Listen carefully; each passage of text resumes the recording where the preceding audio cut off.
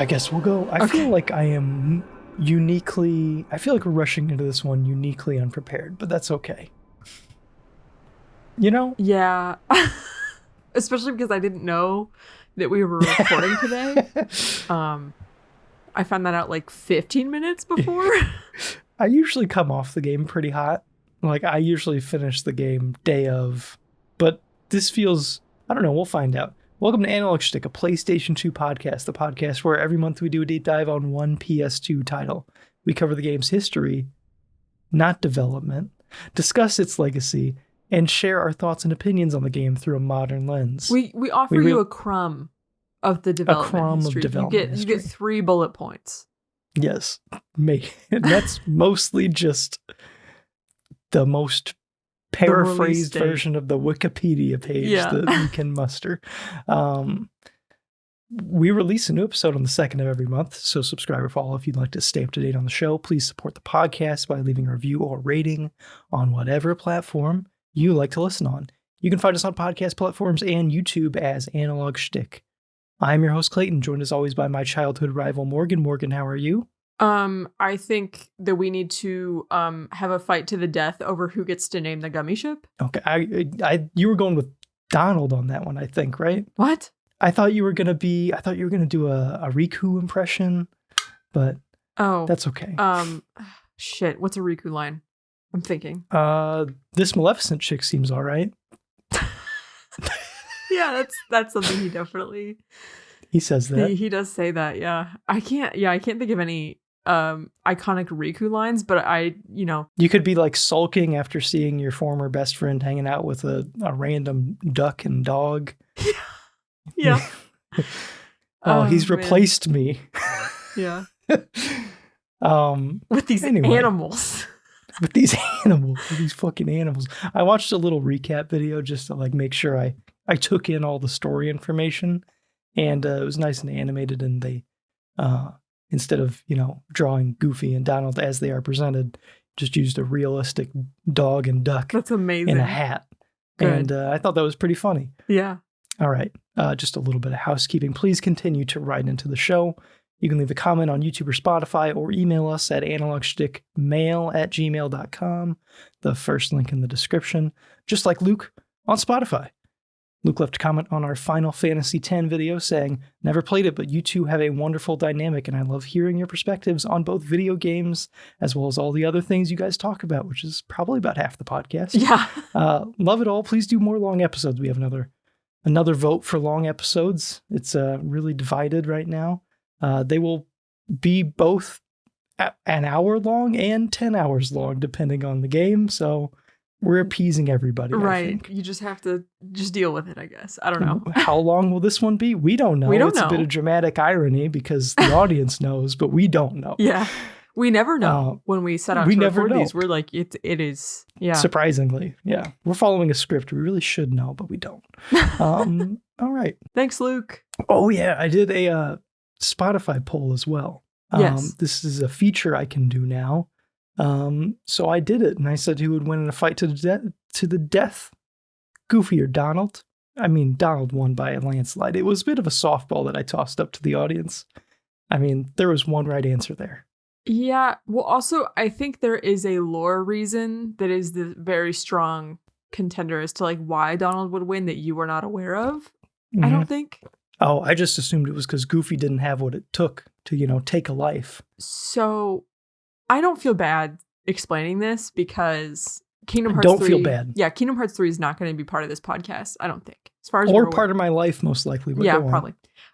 So in Kingdom Hearts 3, Donald casts a spell called Zeta Flare, which is like in terms of like how powerful that is, it's like the gods in Final Fantasy games can only cast Zeta Flare. Like Zeta Flare is a catastrophic amount of power. And it does kill him to do that.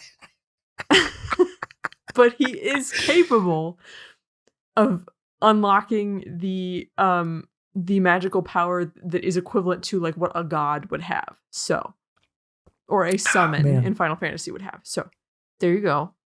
It's probably a good justification to say Donald would win.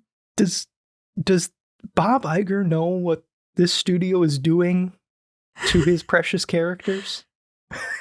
Is he aware? Yes. Well, because I know, like, at least for Kingdom Hearts 3, I'm assuming for a lot of them, they had, like, a lot of consultation back and forth with Disney. But I know at least Disney animators helped consult, like, Kingdom Hearts 3 stuff. And I think, like, Disney has to, like, write off on everything that they do. Man. So if you told me that Square just, for some weird reason, American copyright law does not apply to Japanese game developers and they just yoinked these characters and were doing whatever they wanted with them, I'd find that more believable than what is reality, which is that Disney signed off on this stuff. They did. Yeah. Yeah, they did. They're just trying to cover their tracks from that like Nazi propaganda video or whatever. Yeah. I think technically Disney owns the Kingdom Hearts IP, like not the Final Fantasy characters, but the Disney stuff and like the Kingdom Hearts original stuff. I think so. Like Disney Sora is a Disney character. I think so. That's fucked up. Well, it is what it is. All right. Yeah. Polls. I'll probably put up more polls because I love democracy. I'll probably think of something dumb. So if you're on Spotify, please vote, I guess. Exercise your right to vote. Morgan, I have one bit of random bullshit that I would like to discuss with you. Okay. And it is PS2 related. So we're not getting completely sidetracked with home renovations or anything like that. I acquired a memory card to end all memory cards, I guess, is the best way to say it. It is the MemCard PRO2 by, I already forgot, 8-bit mods? 8-bit mods? Is that the Ukrainian? Mods. No, that's that's something else. Okay. I forgot. It's something else. Bear with me. I should just type in MemCard PRO2, man. Yeah, try Googling the name of the thing. That would probably help. Yeah, that would. Yes, 8-bit mods. All right. Okay. Yeah, we're good. So they made, for the PS1 and the GameCube, they made very similar products. It's basically just a very advanced memory card that, connects straight into the actual memory card port, but has like a screen built in, Wi-Fi capabilities, so you can control it from your PC and like make other changes to it and stuff. And the main feature is that it saves game data to an SSD, or not an SSD, an SD card. So that basically opens it up to be like, okay, this is the only memory card you need, because normally a memory card for the PS2 is like 8 megabytes. Yeah. So just sticking a 64 gig card in there and it's good to go. And what it does, it doesn't like just, it's like, okay, now I have a 64 gigabyte memory card. Because that's, I guess you can't really do that. Also, I think with some of the larger memory cards, I think that like saving can take longer and stuff like that. So what it does is it automatically creates, or at least the way I have it set up, is that it automatically creates a new memory card for each individual game that you load. So each individual game has its own little virtual memory card built in there. And it does it all automatically. It's very nice. So, not that space is insanely, it is a little, if you play a lot of games like we do for this show, I guess save data can kind of be an issue. I know for Final Fantasy X, I did have to start overwriting saves because I didn't have enough room. Oh, really? And I wasn't gonna, because I was making a new save every time, and then I got to like 50 or something, and it's like, okay, now I gotta overwrite some of these saves. Oh, interesting. So yeah, it's gonna be nice for stuff like that, like RPGs and stuff where you're making ideally a lot of save points. So very cool. I'm curious about the capability of transferring saves to and from PCSX2 and an actual PS2. Yeah, that's what I was curious about. It is doable. Okay. There is a conversion that needs to happen though, because PCSX2 doesn't save exactly the same way that a actual PS2 saves. So it's a little unique. Also, another fun feature with this, I know that you're not into like the actual PS2 modding in any way, but previously, the way that you would load into the bit of software that would allow you to load games from your hard drive, you needed basically like a hacked memory card. And the way that the PS2 is set up to work is that it will scan the memory card first to see if there is an OS update. It's a feature that Sony never used, but they set up the PS2 to be able to do that if they ever needed to update the OS. Oh, that's smart. And yeah, so they could basically update the OS through new memory cards. But it's not like a permanent thing. It just reads it once. So if you take out the hacked memory card, it's a normal PS2 again. But before, what that meant was you needed to have 2 memory cards in the PS2 at all times, which isn't a big deal. But it is for one specific use case, which I'll get into. Okay. So you had a hacked memory card, and then you had the actual memory card that you saved your games and stuff to. Now, for a fat PS2 where you're loading games off the hard drive, this is like a non-issue because you don't need an extra memory card slot. But for a PS2 Slim that does not have that hard drive like slot, a lot of people would use a memory card based solution for loading games that is like somewhat recent, but it required like basically swapping memory cards because you would have a free McBoot hacked memory card and then the memory card that you load your games from, and then you would have to load free McBoot and then load the game through that memory card and then take out the free McBoot card and stick in an actual card so you could save your game. So it was a bit of a hassle.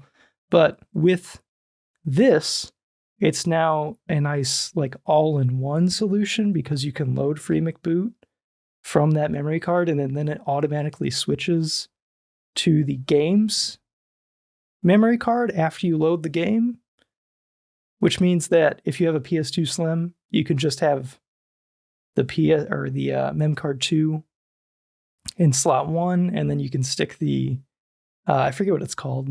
It has a specific name, but the memory card that lets you load games off of, just have both of those in there and you're good to go. You have a really nice setup for a PS2 Slim now. Oh, nice. So like no more having to like swap out. No more swapping. Okay. No more swapping and swapping. I would like to try this. I've been toying around with the idea of setting up a living room PS2.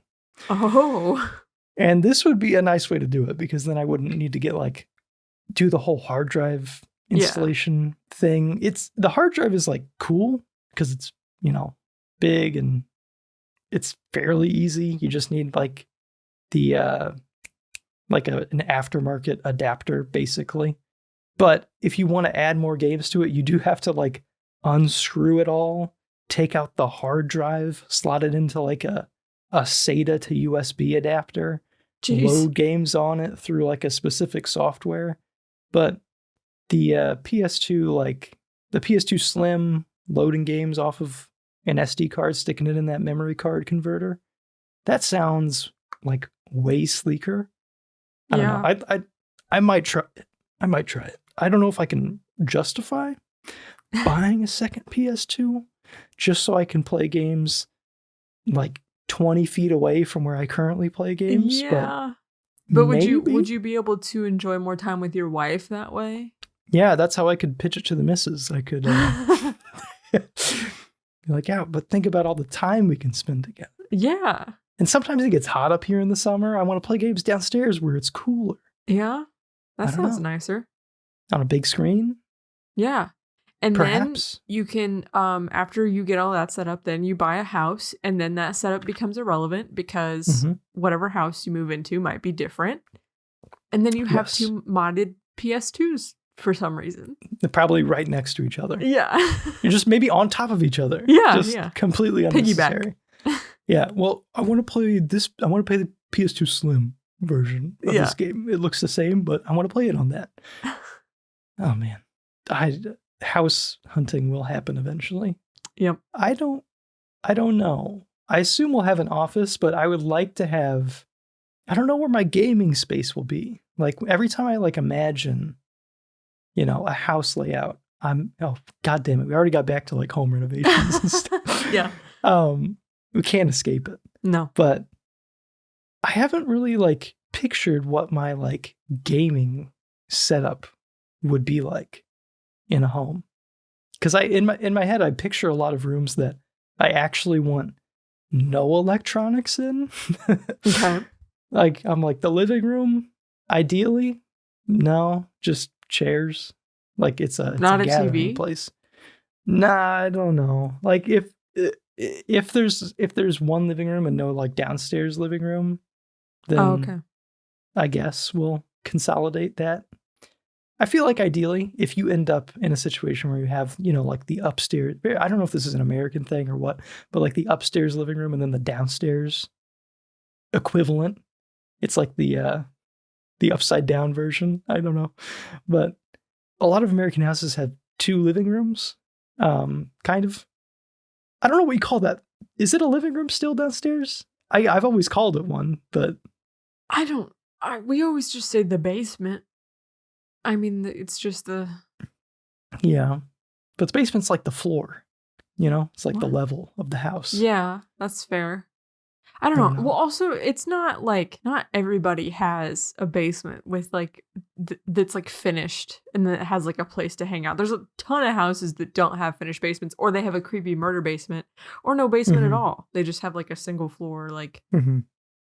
In where we are, most houses, I would say, have basements. Yes, because we live in tornado country. Yes. I feel like, yeah. I know what you're saying, like a lot of unfinished basements, but I feel like even in the unfinished basements, you see the layout for what is meant to be, what is space for a downstairs living room. Yeah, not for like, sorry, I'm thinking about like the old houses. Like in the I don't think I've town. ever seen, I just gotta say, I don't think I've ever seen a house in the Midwest with a basement that didn't have like what could be called a downstairs living room. Okay. See, I've been in a decent handful of Victorian houses, and that's where you have the very tight murder basement, brick wall, dirt floor stuff. There's a weird toilet in the corner. I just hit my mic. There's a weird toilet in the corner for some reason. No idea why. So that's what I'm talking about. Anyway, sorry, I don't have to like debate you on basements. Anyway, basement. Your point is that you would like a secondary living room in the basement with the TV in it. Yes. Okay. I would like the upstairs basement to be a simplified. We don't need to have another room with a TV in it necessarily. Okay. It's just the place that I imagine we sit when we have company and stuff like that, or we sit to not watch a show or just read or something like that, or talk or something. I don't really know. Okay. Maybe that's where the bookshelves are. I'm not positive. The bookshelves got to go somewhere. They do. Would like a little library aesthetic. Some room, maybe a study aesthetic. I don't really know. I don't really know, but yeah, I haven't really given too much thought. I assumed the gaming would happen just downstairs. I don't know. Where do you do most of your gaming now that you have a home with multiple rooms? In my office. That's not good. Yeah, kind of sucks. Yeah, if it's not on my Switch, it's in the office, just because like taking like my PS3 for example, and like because my husband and I, so we have a projector in the basement. We have a TV in the upstairs living room. We have a projector in the basement. Hooking my consoles up to like the surround sound system thing in the basement is kind of a pain, especially with the PS3 because it do you need fricks the up the optical audio settings. out? Do you need to use that like optical audio out? I have no idea. All I know is that when I moved my PS3 between the two, it messed with the audio settings. So when I plugged it into like my monitor, the sound wasn't coming out anymore because it was like expecting audio from like a different whatever. I don't know anything about audio. And I was like, my PS3 is broken. And then I had to do a bunch of Googling and figure out, I need to go down this like rabbit hole of PS3 menus and then uncheck all these boxes to put it back. And I'm like, well, that's a big hassle because I'm lazy. Anyway, like I know we've had this discussion before where like you are very good at deciding what you want for a setup. You constantly are tweaking the setup to be just exactly how you want it and to serve the purpose that you want it, where I am the floor gremlin. Yeah, you are the floor. Yeah, so, we are opposites. Yes. We are diametrically opposed on this. Correct. Yeah, and you like to have your stuff up there because there's a lot of like, I don't know, downtime at your job or stuff. Yeah. Yeah. Sometimes, yes. I get that. So, but yeah, it's also good to spread out, you know? Yeah, no, I get it. Yeah, there's a lot of times where like when I'm, done working for the day, I can't stand being in my office anymore. So I just don't engage with anything in my office. Mm-hmm. I get that. Yeah, that is a little bit difficult. It's almost like you would need, I wonder if you and Sage could set up like maybe like one spot in the living room, one spot in the basement that is basically meant to be like a hot swappable place for a console. You get what I'm saying? Kinda. Yeah. Like it's got a little like extension cord right there. It's got like an AV cord and an HDMI cord right there. I don't know. Yeah, no, that would be helpful because the current cable management situation is a little buck wild, but it's how it goes. What can you do? Be the floor gremlin. Simple and clean. I don't know. You can't all be simple. I was going to say you can't always be simple and clean. Try to tie it back in. Yeah, bring it back around. Yeah. Did you listen to the Japanese version of the song? Oh, no, I didn't. Okay. Do we need to do this live? I sent it to you via text message quite a while ago, I think. Yeah, should I just type in Japanese simple and clean or Japanese Kingdom Hearts opening? I don't know why. Like on YouTube, I couldn't find it. All I could find was that really crunchy video of it. You said you sent me on Discord or text? It was a text. I'm seeing if I can links. Oh, I found it. Like immediately. Okay, I'm going to send it to you via Discord, so it'll be easier for you to pull it up on your computer. And I will also listen to it at the same time. Mm-hmm. As a side note, I did this thing with YouTube because I'm like, I want to not look at my phone constantly. And I've already kind of eliminated a lot of things that cause me to look at my phone constantly. But the one thing that I was just like, could not justify getting rid of was YouTube. And I was finding that I use YouTube as just like an endless minefield distraction for my 8 brain. And Same. I've managed to cut down on that significantly by turning off watch history, which makes it so that there is no home screen because there's nothing to recommend you.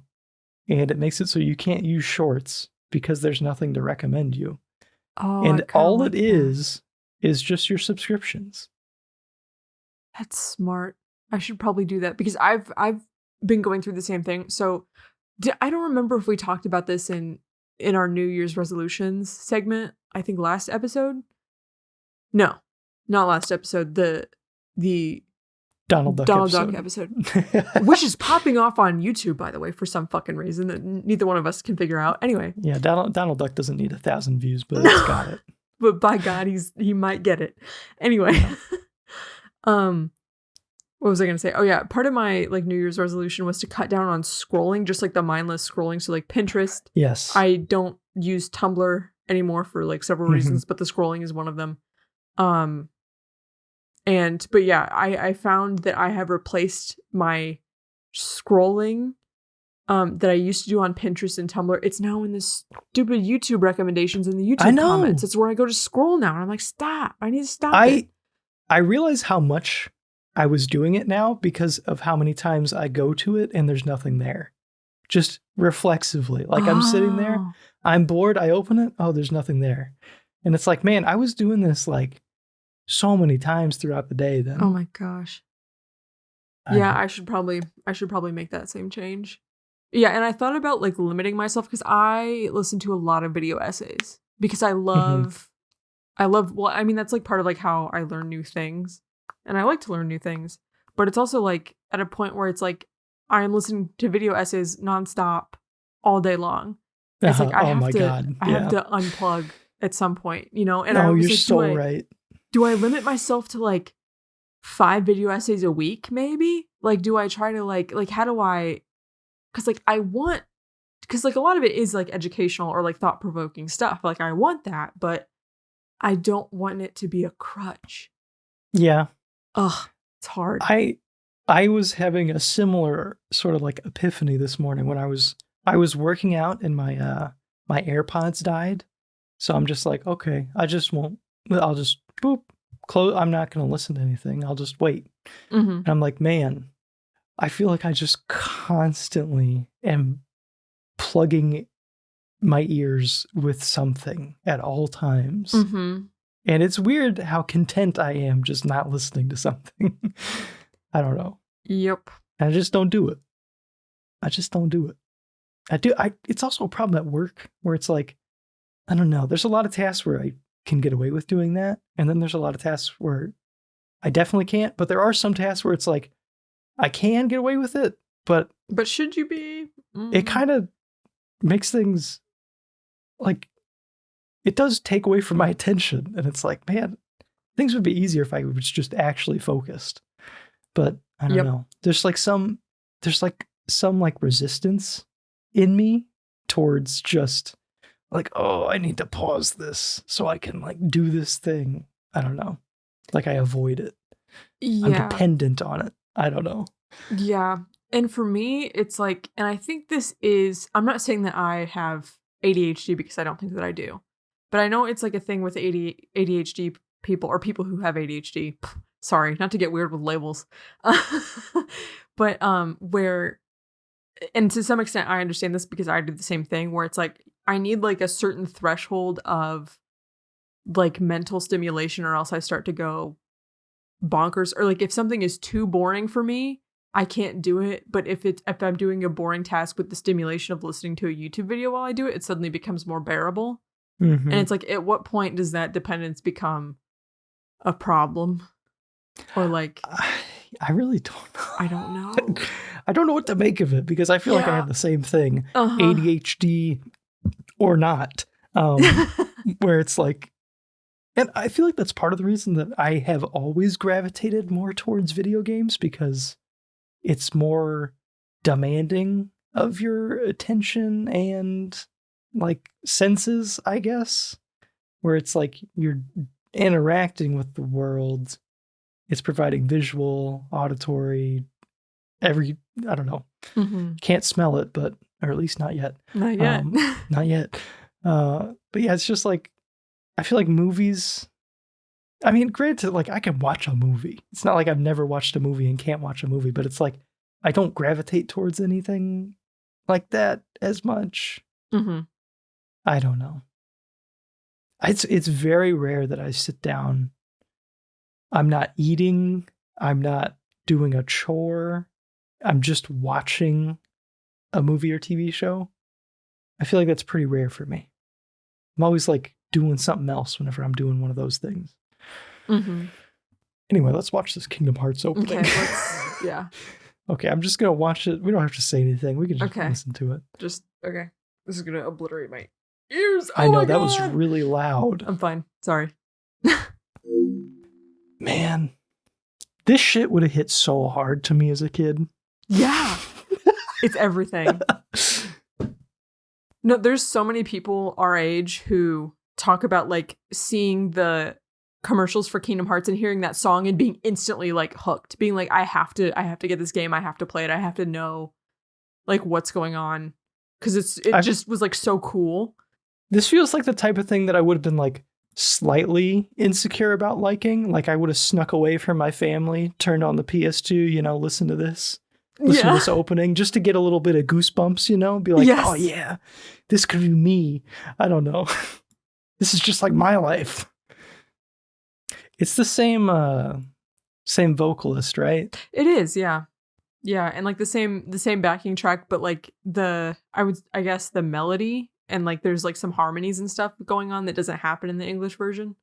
Man, watching how like abstract this whole thing is, I'm just like, man, I cannot wait for you to try to make sense of this story for me. Yeah. This is going to be great.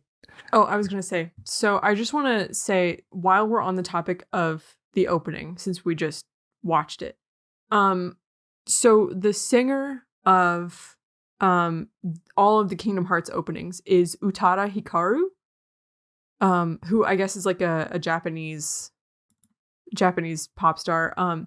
The thing, so just for like my own personal background, so like I was a choir kid. I was in choir from 6th grade all the way through high school, and even back then I was so impressed because she's Japanese, and I was like, her like pronunciation and enunciation when she sings in English is so freaking good.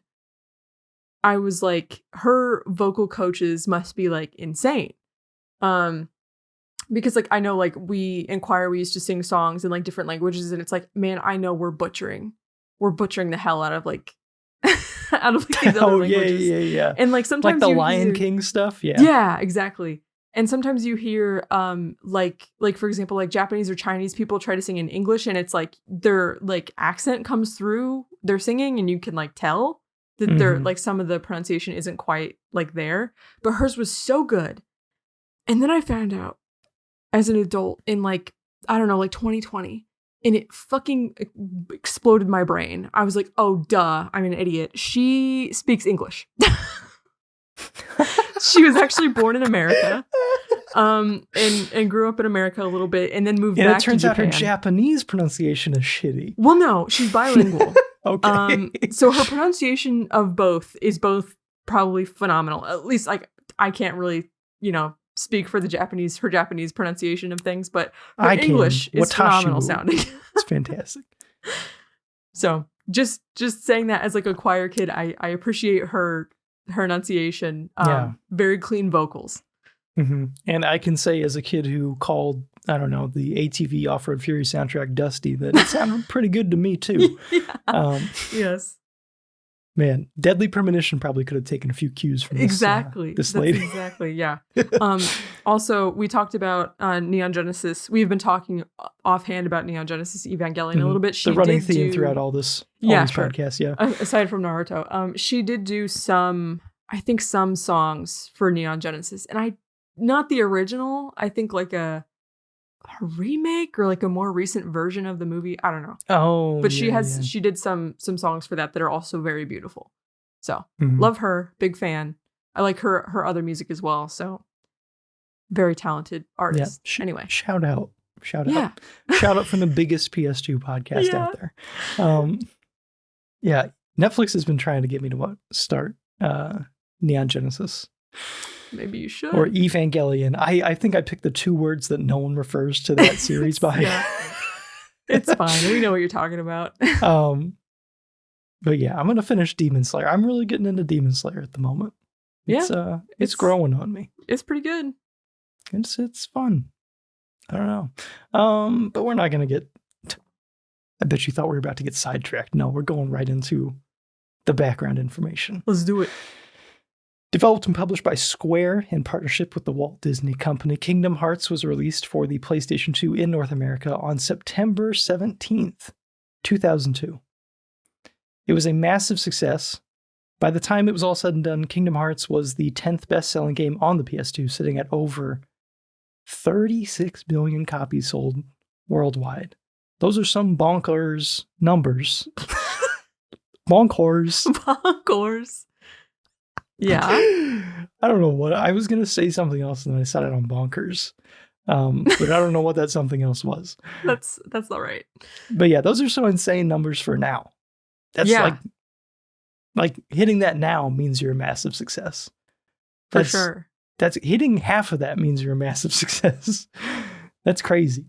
And also, critically speaking, the game was received very well at the time. Many reviewers praised its graphical fidelity, musical score, and the melding of its action and RPG genres. Do you have anything else to say about this game, that was all I wrote down. It was a very bare bones background information section from me.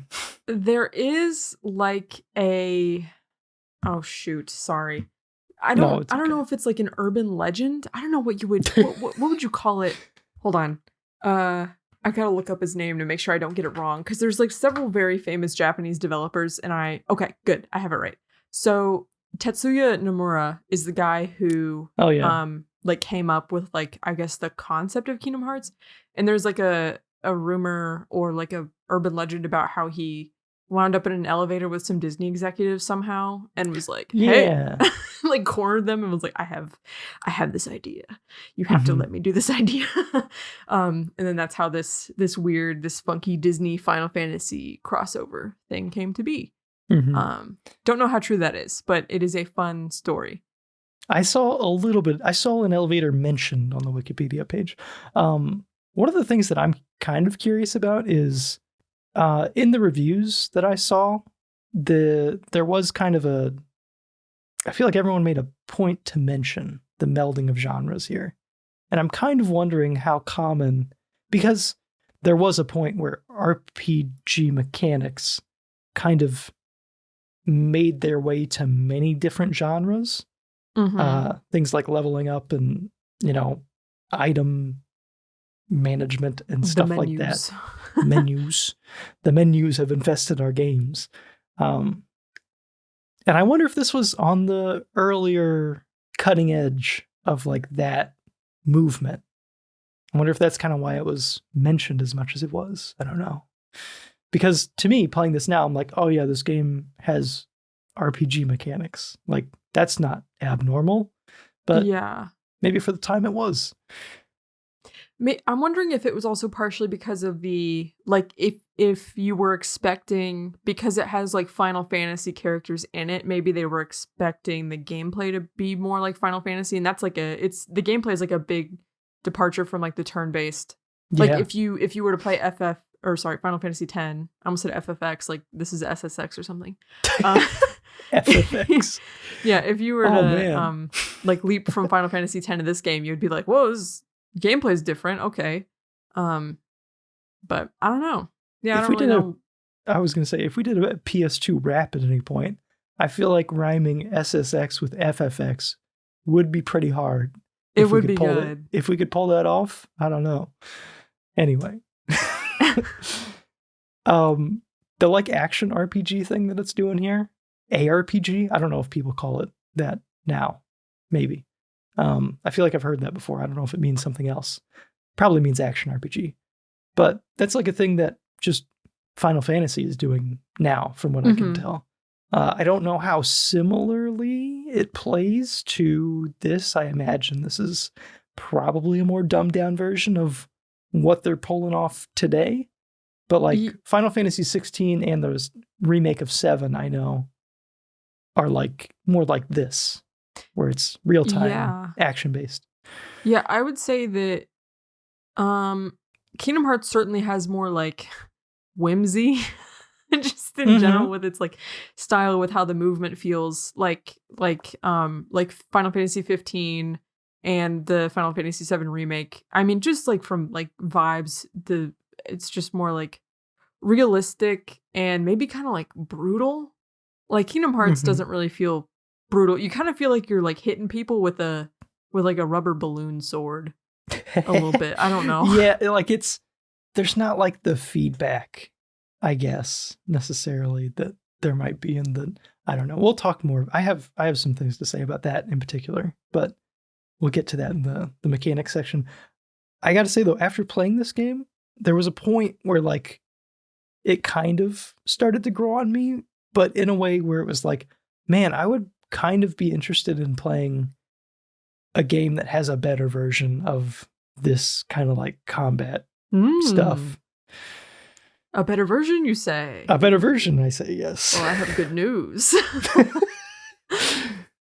Is it Kingdom Hearts 2? It is. Oh boy. Yeah, and I was thinking Final Fantasy 7 remake potentially, but not to go down a rabbit hole, but I'm not sure I want to play that game before playing Final Fantasy VII because I know that's kind of important to enjoying Final Fantasy VII Remake. Yeah. Just because of how it chooses to be a remake, but also not. I don't know. That's maybe a spoiler. I don't even know. I don't know. I haven't played it. Can I spoil something I didn't play and don't know anything about? I guess not. At that Maybe? point, you're just speculating. Whatever. I've just kind of heard that that's important to play the original to see what is changed and stuff. Right. Yeah. Yeah. You won't appreciate the changes unless you know what happens in the original, or like, yeah. Yeah.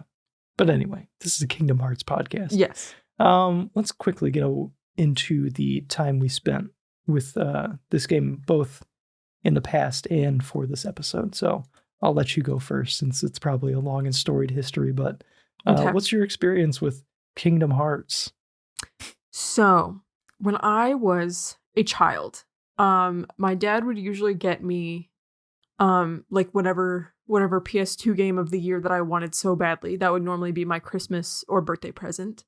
Or like first of all, I gotta quickly say, yeah, if you're getting one game a year, Kingdom Hearts is probably a pretty dang good one game a year game. Yeah, I mean, I would normally get like, I want to say like three games a year when I was like little, but when I could like do chores and, you know, when I had my own money, he would take me to GameStop. But anyway, so I think it was, I'm trying to remember if it was Epic Mickey.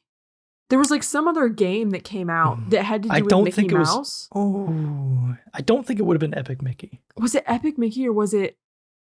Oh, you know what it might have been? This is so funny because the game that I wanted sucks ass. I think it might have been the Looney Tunes Acme Arsenal game. Yeah. And that one's bad. Yeah. But I wanted it because I had it in my head. I was like, oh, it's Looney Tunes, but like Ratchet and Clank, I need it. I need to have that. Oh, no. Man, that's so funny. Thinking back to all the dumb decisions you would have made as a kid. Yeah, I feel like I got to look out for my kid whenever they do stuff like this. Yeah, you do. You really do. But anyway, so my dad tried to get that game for me. They didn't have it. And so he was like looking at other games in the cabinet and he saw Kingdom Hearts 2, which the box art for Kingdom Hearts 2 is gorgeous. I love the box art for Kingdom Hearts 2. And he saw that. He was like, it's got Mickey Mouse on it. She'll probably like it. So he got me Kingdom Hearts 2. And it's got that rat on it. Yeah. She loves rats. Yeah. And I remember sitting cross-legged in front of the Christmas tree, opening up my present, and him being like, yeah, like, sorry, I couldn't, like, they were out of the game that you wanted. And I was so, like, enamored from the instant I laid eyes on it. I was like, no, don't be sorry. This is fucking amazing. I've already decided that this is amazing. And I dropped the F-bomb like that at, like, however old I was right in front of my dad. Just kidding. No. But then I started playing it, and I'm not going to talk about how Kingdom Hearts 2 starts because I don't want to spoil things for you. But when I say it was the most confusing thing, like if you think Kingdom Hearts 1 is confusing, imagine going into 2 with no context. And when you play 2, you will understand. You'll be like, how would you even like begin to understand? I guarantee you I'm going to be confused with context. Yes. No, you will. And I could not wrap my head around anything going on, but I still was having a great time. Oh my God. Yeah.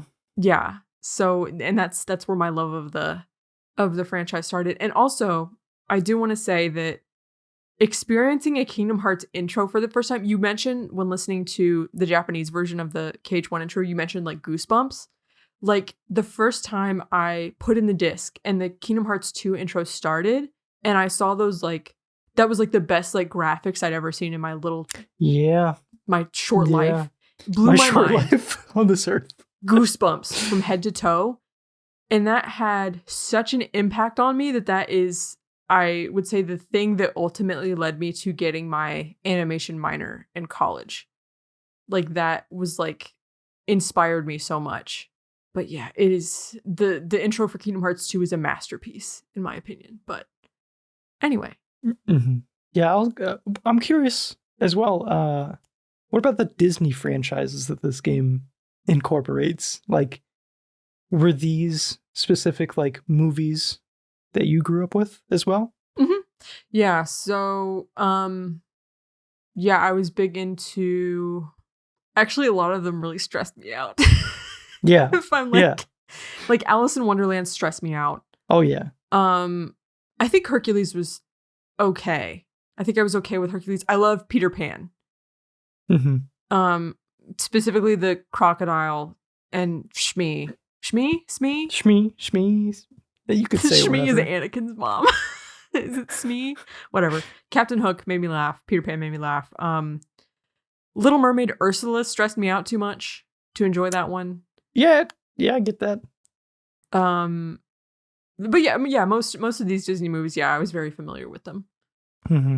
For me, I was thinking about it because I'm like, there's sort of like a osmosis effect with Disney IP like this, where it's like, yeah, I've seen Peter Pan, yeah, I've seen Alice in Wonderland, and then as I was playing it, I'm thinking about it, I'm like, have I ever watched Peter Pan actually? Like, I don't really know for sure if I have. Same with like, I don't think I've ever seen Hercules. I've definitely seen Little Mermaid. I'm trying to think of a couple. I haven't seen Nightmare Before Christmas. That one was I still haven't. I would like to, but yeah, I tried to watch it and I fell asleep. Yeah, I love stop motion. So yeah, no, it's very cool. Yeah, yeah, and it seems like it's very creepy and stuff too. I should watch it. Mm-hmm. I kind of always thought that I was a little put off by it because I kind of assumed that everyone was a villain. No. Yeah, but no. Jack is like really a good guy, right? He's misguided, but he's a good guy. Okay. Yeah. But what are some of the other ones that, like Winnie the Pooh? I'm like semi. Oh, I love familiar Winnie the Pooh. I like Winnie the Pooh a lot. I just am like, I don't think I've seen a lot of Winnie the Pooh. Yeah. You know, I haven't seen a lot of the bear Winnie the Pooh. I've only seen the waist down. I've never seen him without a shirt. I don't know. What the fuck are you talking? Okay. I haven't seen a lot of Winnie the Pooh.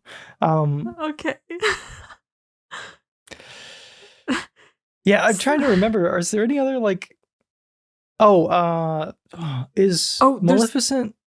She's from Beauty and the Sleeping Beauty. Beauty and the Beast. Sleeping Beauty. Yeah. Yeah, I don't think I've seen Sleeping Beauty either. I just watched Sleeping Beauty recently. Oh, the animation's beautiful. I love the visual style of Sleeping Beauty so much. Oh, it looks so good. I've seen Snow White. I don't think Snow White's in this.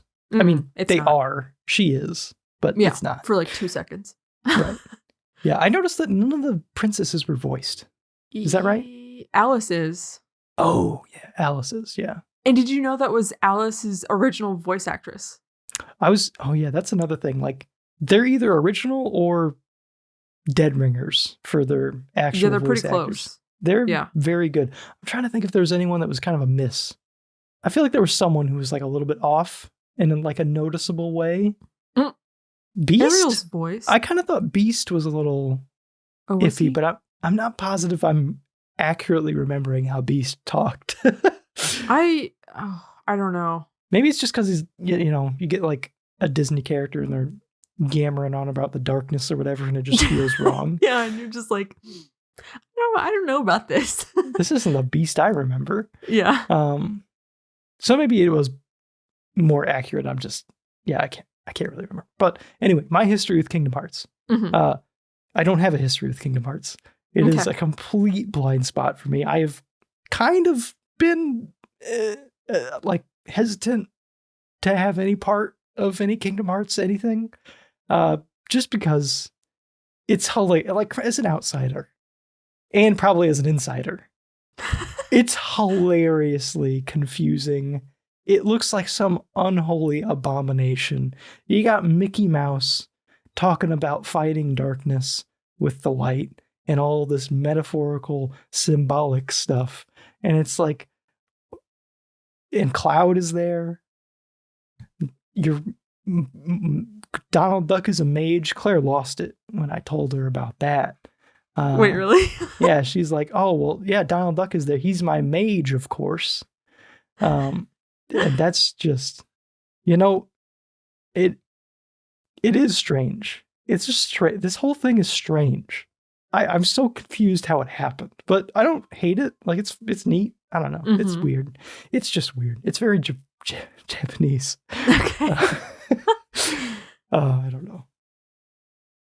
It's like Disney died, and for some reason in the will, they entrusted all of their IP to Square Enix. And Square Enix was like, you know what? We know what the American public want with this IP. We'll take the reins. This is what it feels like. Yeah, and there is so much about like the sense of humor and like I mean, don't get me wrong, I find it very charming and like endearing and stuff. Mm-hmm. But there is like a specific like I don't know how to say it other than like flavor or like tone to like the humor and like the sound design, like the funny like little like doo doo doo, like they like to slap like funny little sound effects on everything that's not like it's close, but it's not like it doesn't it's not American. Like you can tell that it's not American. Yeah. Which is fine. Certifiably like, I like not American. Yeah. This stuff is not coming out of EA Sports. No. Or like You're Ubisoft or like No, absolutely not. And then I guess also semi-related, Final Fantasy is in the game. Yes, and I don't have too much experience aside from X. I mean 10, goddamn it. But yeah, you have more. You haven't played 7 though, right? I have. 7? You have played 7. Yeah, I have played 7. I haven't played 8, which is what Leon is from. Oh, I was wondering because I'm like, I don't feel like he's from 7, but I could be convinced. Yeah, Leon is not. Sid. Does Aerith. He have a gun sword in 8? Yes, a gun blade. That's great. Yeah. And I will say, so like as a child, like Kingdom Hearts was also my first experience with like these Final Fantasy characters.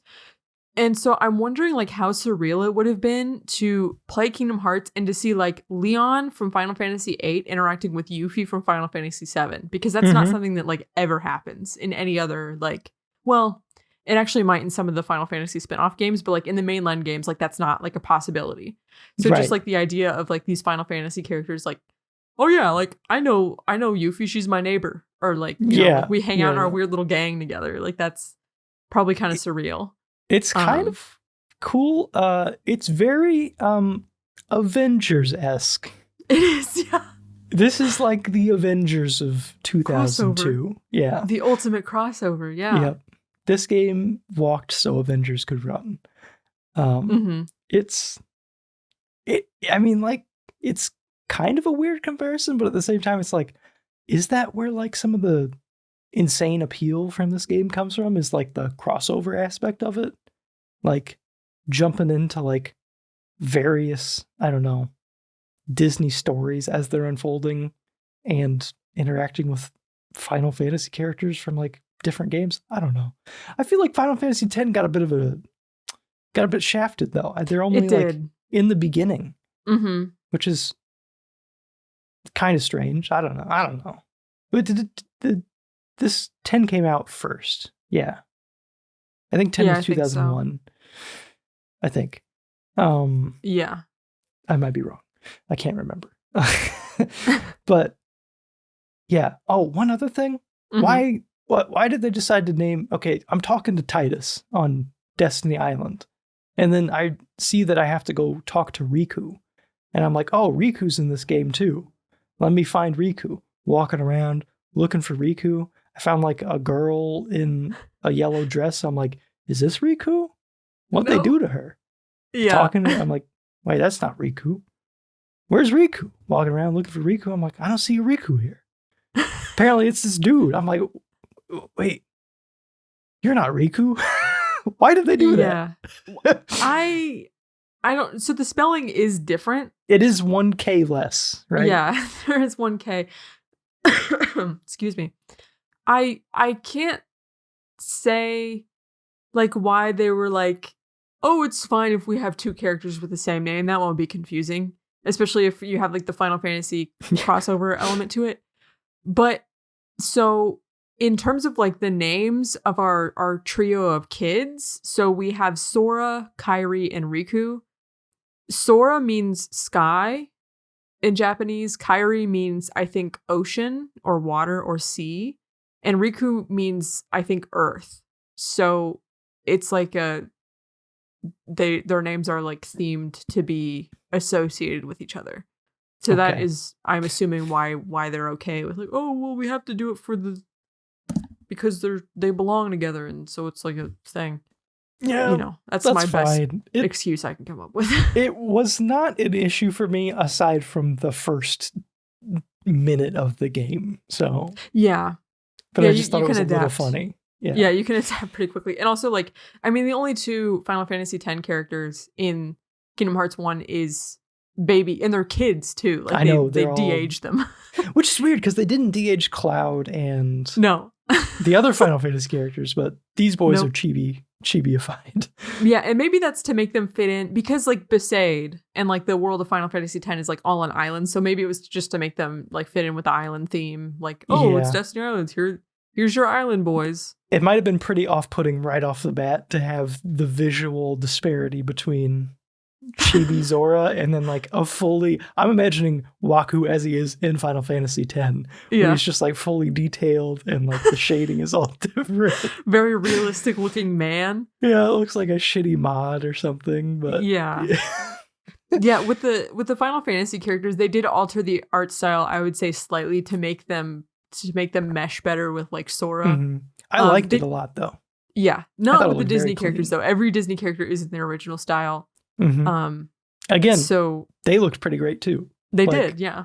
The quality of like the visuals on like their face in particular, but also just their whole model. It's like, man, this is really good looking. I was playing it on a PCSX, so it was a little upscaled, but still looked very good. Like the conversion happened. I assume it looks great on a CRT as well. So yeah.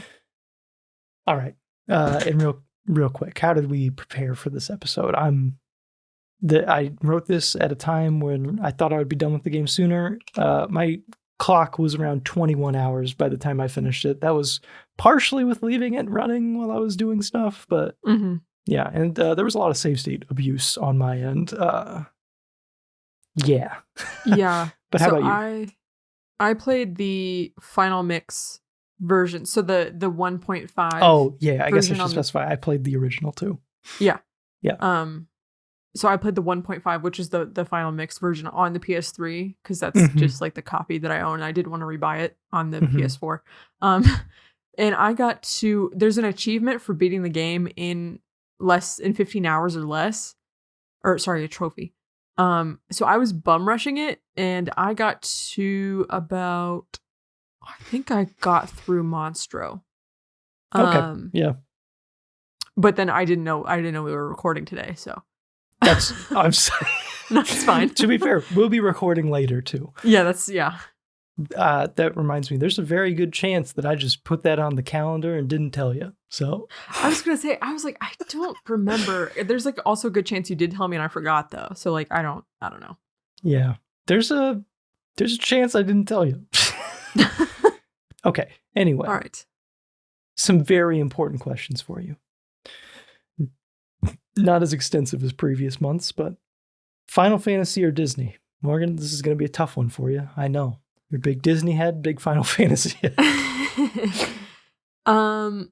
So I don't mean to be one of those like shitty adults who's like, well, back in my day, this was so much better. But I have seen the more recent Disney films for kids, and I know what my most impactful Disney film was as a child. Actually, a few of them. And as an adult, I'm going to be honest, Final Fantasy just speaks to me a lot more. There's more for me to sink my brain teeth into. Final Fantasy, more brain to analyze, teeth. More to engage with on a mature level. Not that Disney doesn't have good like things that it brings up, like in Encanto. with like the whole family dynamic, and like there's still things that are worth discussing and thinking about, but Final Fantasy just as an adult just appeals to me more. I get that. But yeah, I'm curious, you say you've seen some of these recent Disney films. Are you lumping in Pixar with this in your head?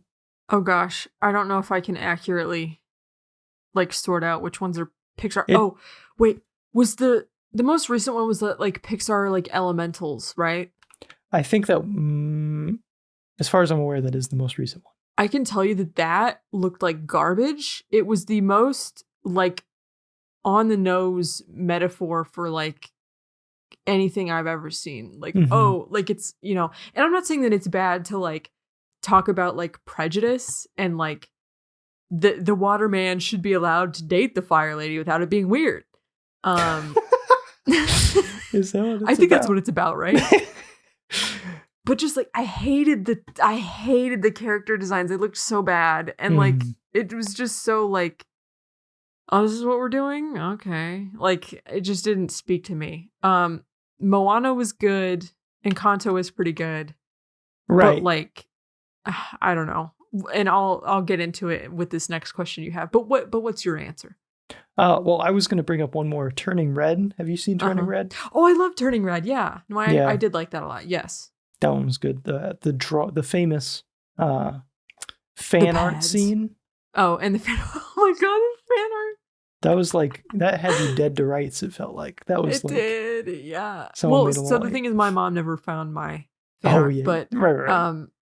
But the whole like compulsive obsession and discovering that I thought was really funny. Yes. I'm just like that was I have me. to draw this more and more. Yeah. No, I loved Turning Red. Mm-hmm. It was a good one. I thought that was like it was Pixar, but it was like Pixar experimenting with a more modern style that I don't typically like, but I feel like they did it in a way that was more likable than how it is typically done. Like it was cute. It was cute. Just like the way that the characters were, I don't know, like very expressively and quickly animated. You know what I'm talking about? Like facial stuff like that. I don't know. I guess like illumination and stuff like that is maybe what inspired some of that. Yeah. I don't know. I think I kind of, I can understand what you're getting at. But yeah, for me, my answer, I gotta be honest, not the biggest fan of either. Not that I don't like either. It's just that I could probably live without either. I'll go with Final Fantasy though, just because I'm an adult. I like my Weeb games. No more of this Disney World garbage. But back to the Disney World garbage briefly. What are your favorite Disney films? My all-time film. Any generation. Yeah, the Hunchback of Notre Dame. Took the words right out of your mouth, didn't I? No, well, hold on. I've actually, I don't think I've ever seen that one. I haven't either. Okay. I'd like to though. It seems weird. The film that was like, you know how like I don't know about every kid, but lots of kids have like this one movie that they watch over and over and over on repeat. They just like have to. Yeah. Mine was Lion King. Every day I would watch Lion King. And I remember being young enough, like I'm talking about like core memories that were forming when I was obsessed with Lion King, and also processing the trauma of my parents' divorce. But that's not something we have to get into right now. Unrelated. But I remember being a child and being young enough to not understand the concept of like, hey, what the movie as it is on this VHS, that's the only way this movie is going to be. And me thinking that if I watched it enough times, I would eventually like if I watched it one time, maybe it would go differently and Mufasa wouldn't die. like eventually, like it was like a randomly, like it was like an RNG thing that was like happening. And one time, if I put it and watched it, the dice would roll and Mufasa wouldn't die. That was a big. That feels like some like Recess-esque like tall tale that you would tell somebody. Like in my copy of Lion King, Mufasa doesn't die. Yeah. Well, yeah, and there was no recess shenanigans going on. It was just in my head. That's just how I thought that VHSs and DVDs worked, was that it would just but yeah, no, Lion King was definitely it is still probably my movie. I loved Ratatouille. I know that's Pixar, but like it's close enough. They're cousins, right? Whatever. Yeah. I loved Ratatouille. What else? Atlantis stressed me out really bad. Oh yeah. Never saw that. Yeah. Forget that one exists often.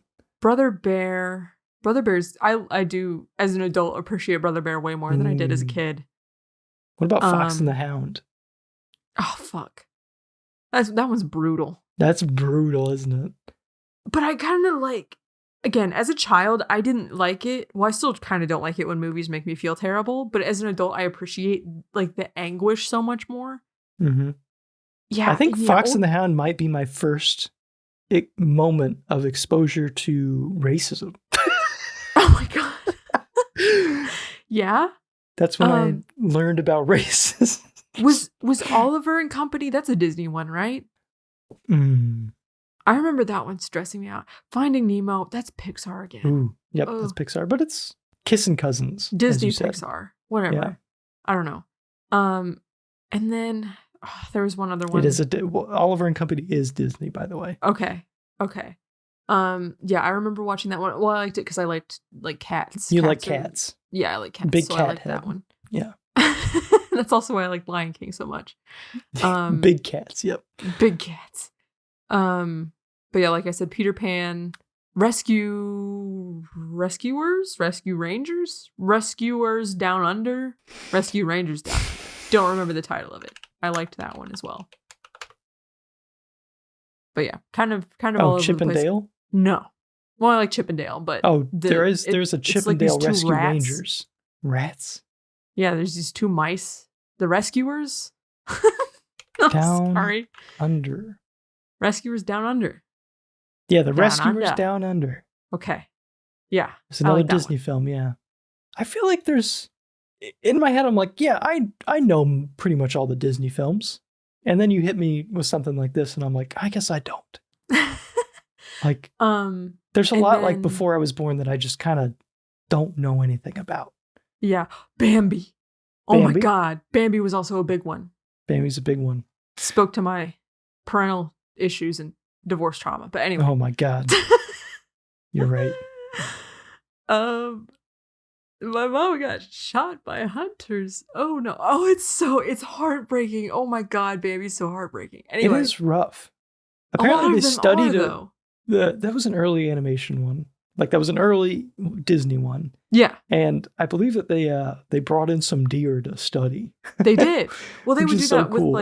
with a lot of their films was they would have like actresses in dresses that looked like the princesses. They would bring in like lions for Lion King. Like they did, a lot of like real animal studies. But yeah, Bambi, Winnie the Pooh, and also the first Fantasia, I think. Oh yeah, big not fan the more of the recent of the Fantasias. Yeah, I think there was one from like the one I'm talking about is like the wizard Mickey Mouse and like the brooms and the devil Satan creature. It's good and freaky. Yeah, and then I think there was one from the 2000s, maybe, that I'm not familiar with. Yeah, I gotta say, a little side tangent. Looking at all of these like very beautiful old Disney 2D animated films. Yes, I am like, man, that's gone. Yeah, they're not making another 2D. Princess and the Frog has to be the last one, right? Well, I hope it's not because I love 2D. I know it's great. It's so. Is 3D like so much more efficient or is it more appealing? Like, what's the deal? I don't know. Is 2D too old? Like, anime is so big. It can't just be that it's 3D is more appealing. Well, there's also more and more anime that is going towards using 3D elements or like a 3D basis.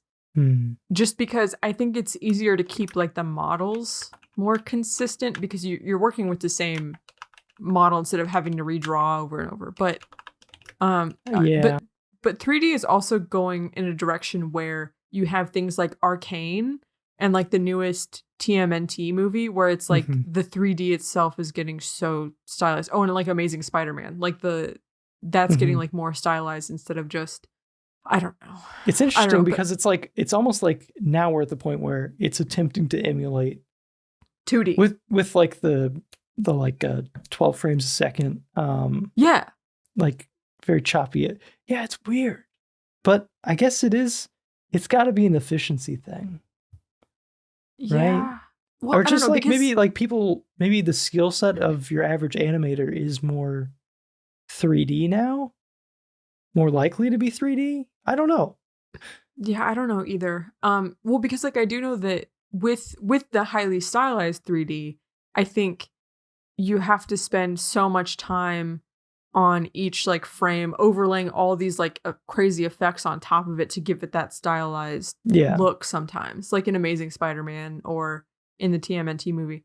Also, I don't know if it's because I'm just old and the media I grew up on has just like a different visual style, but I find like the second Amazing Spider-Man movie very beautiful, very good piece of art, but I was so like overstimulated by the visuals. I was like, I can't see what's going on. Yeah, I get it.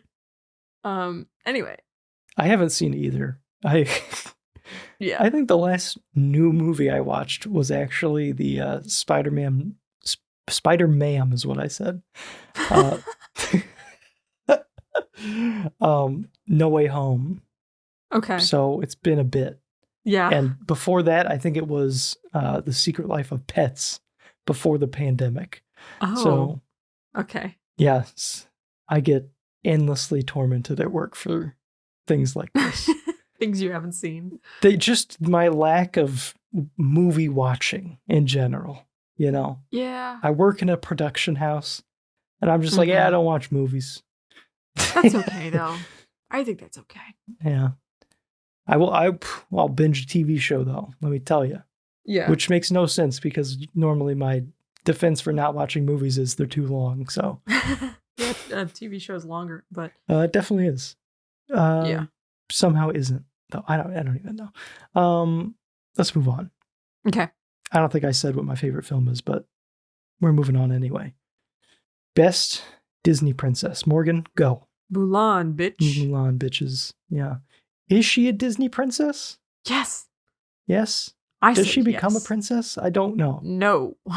She marries a general. She is a general and she marries a general because... Okay. Interesting. I also like Mulan. Mulan feels like the cop-out answer for all boys, I feel like, you know? It's like, okay. You know, she's like one of us, you know?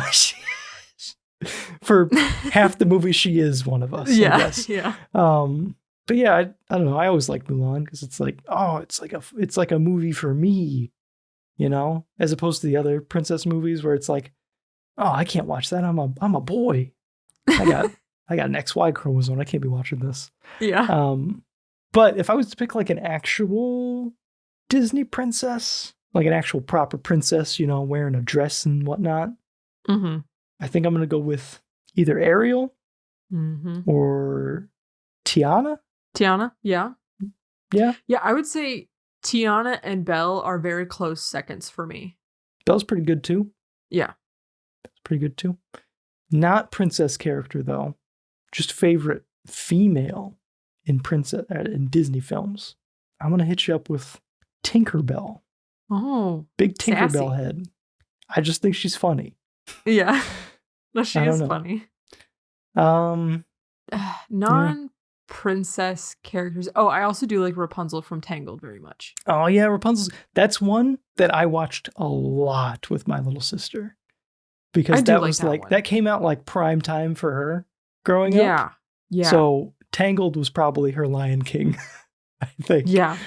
That makes sense. And I guess Frozen as well to an extent. But non-princess characters, let me hit you up with Maleficent. I just like her vibe. I just like the aesthetic. She is that bitch, you know? Yeah. She's that bitch. Yeah. She's got boss bitch vibes. She does. I say let her, you know what? Let her do what she's gonna do. Let her slay, as the kids say. All right, I'm content with this. Best Disney prince. We need to balance this out a little bit. Okay. So many of the Disney princes are giving nothing. I just want you to know that. The princes are giving nothing? Yeah. Yeah. In terms of like what I remember about them, the most cardboard cutout of a man. Mm-hmm. And I felt weird about picking Beast because he's kind of an asshole. But you can change him. Yeah, but like, again, kind of an asshole. He's like a werewolf. That's perfect for you. What is he? Is this bestiality? He's a whatever. He's a beast. He's a beast. He's made up of all of these. I think in the original fairy tale from like France, I think he's like a boar looking like a big wild hog. Just not very interesting. He's a boar. I don't know. Okay. I remember seeing some artwork that I was like, oh, is he just a big hog? Okay. Okay.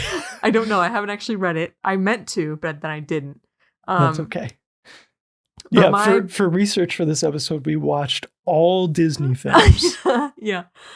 I would say Flynn Rider is probably my favorite from Tangled.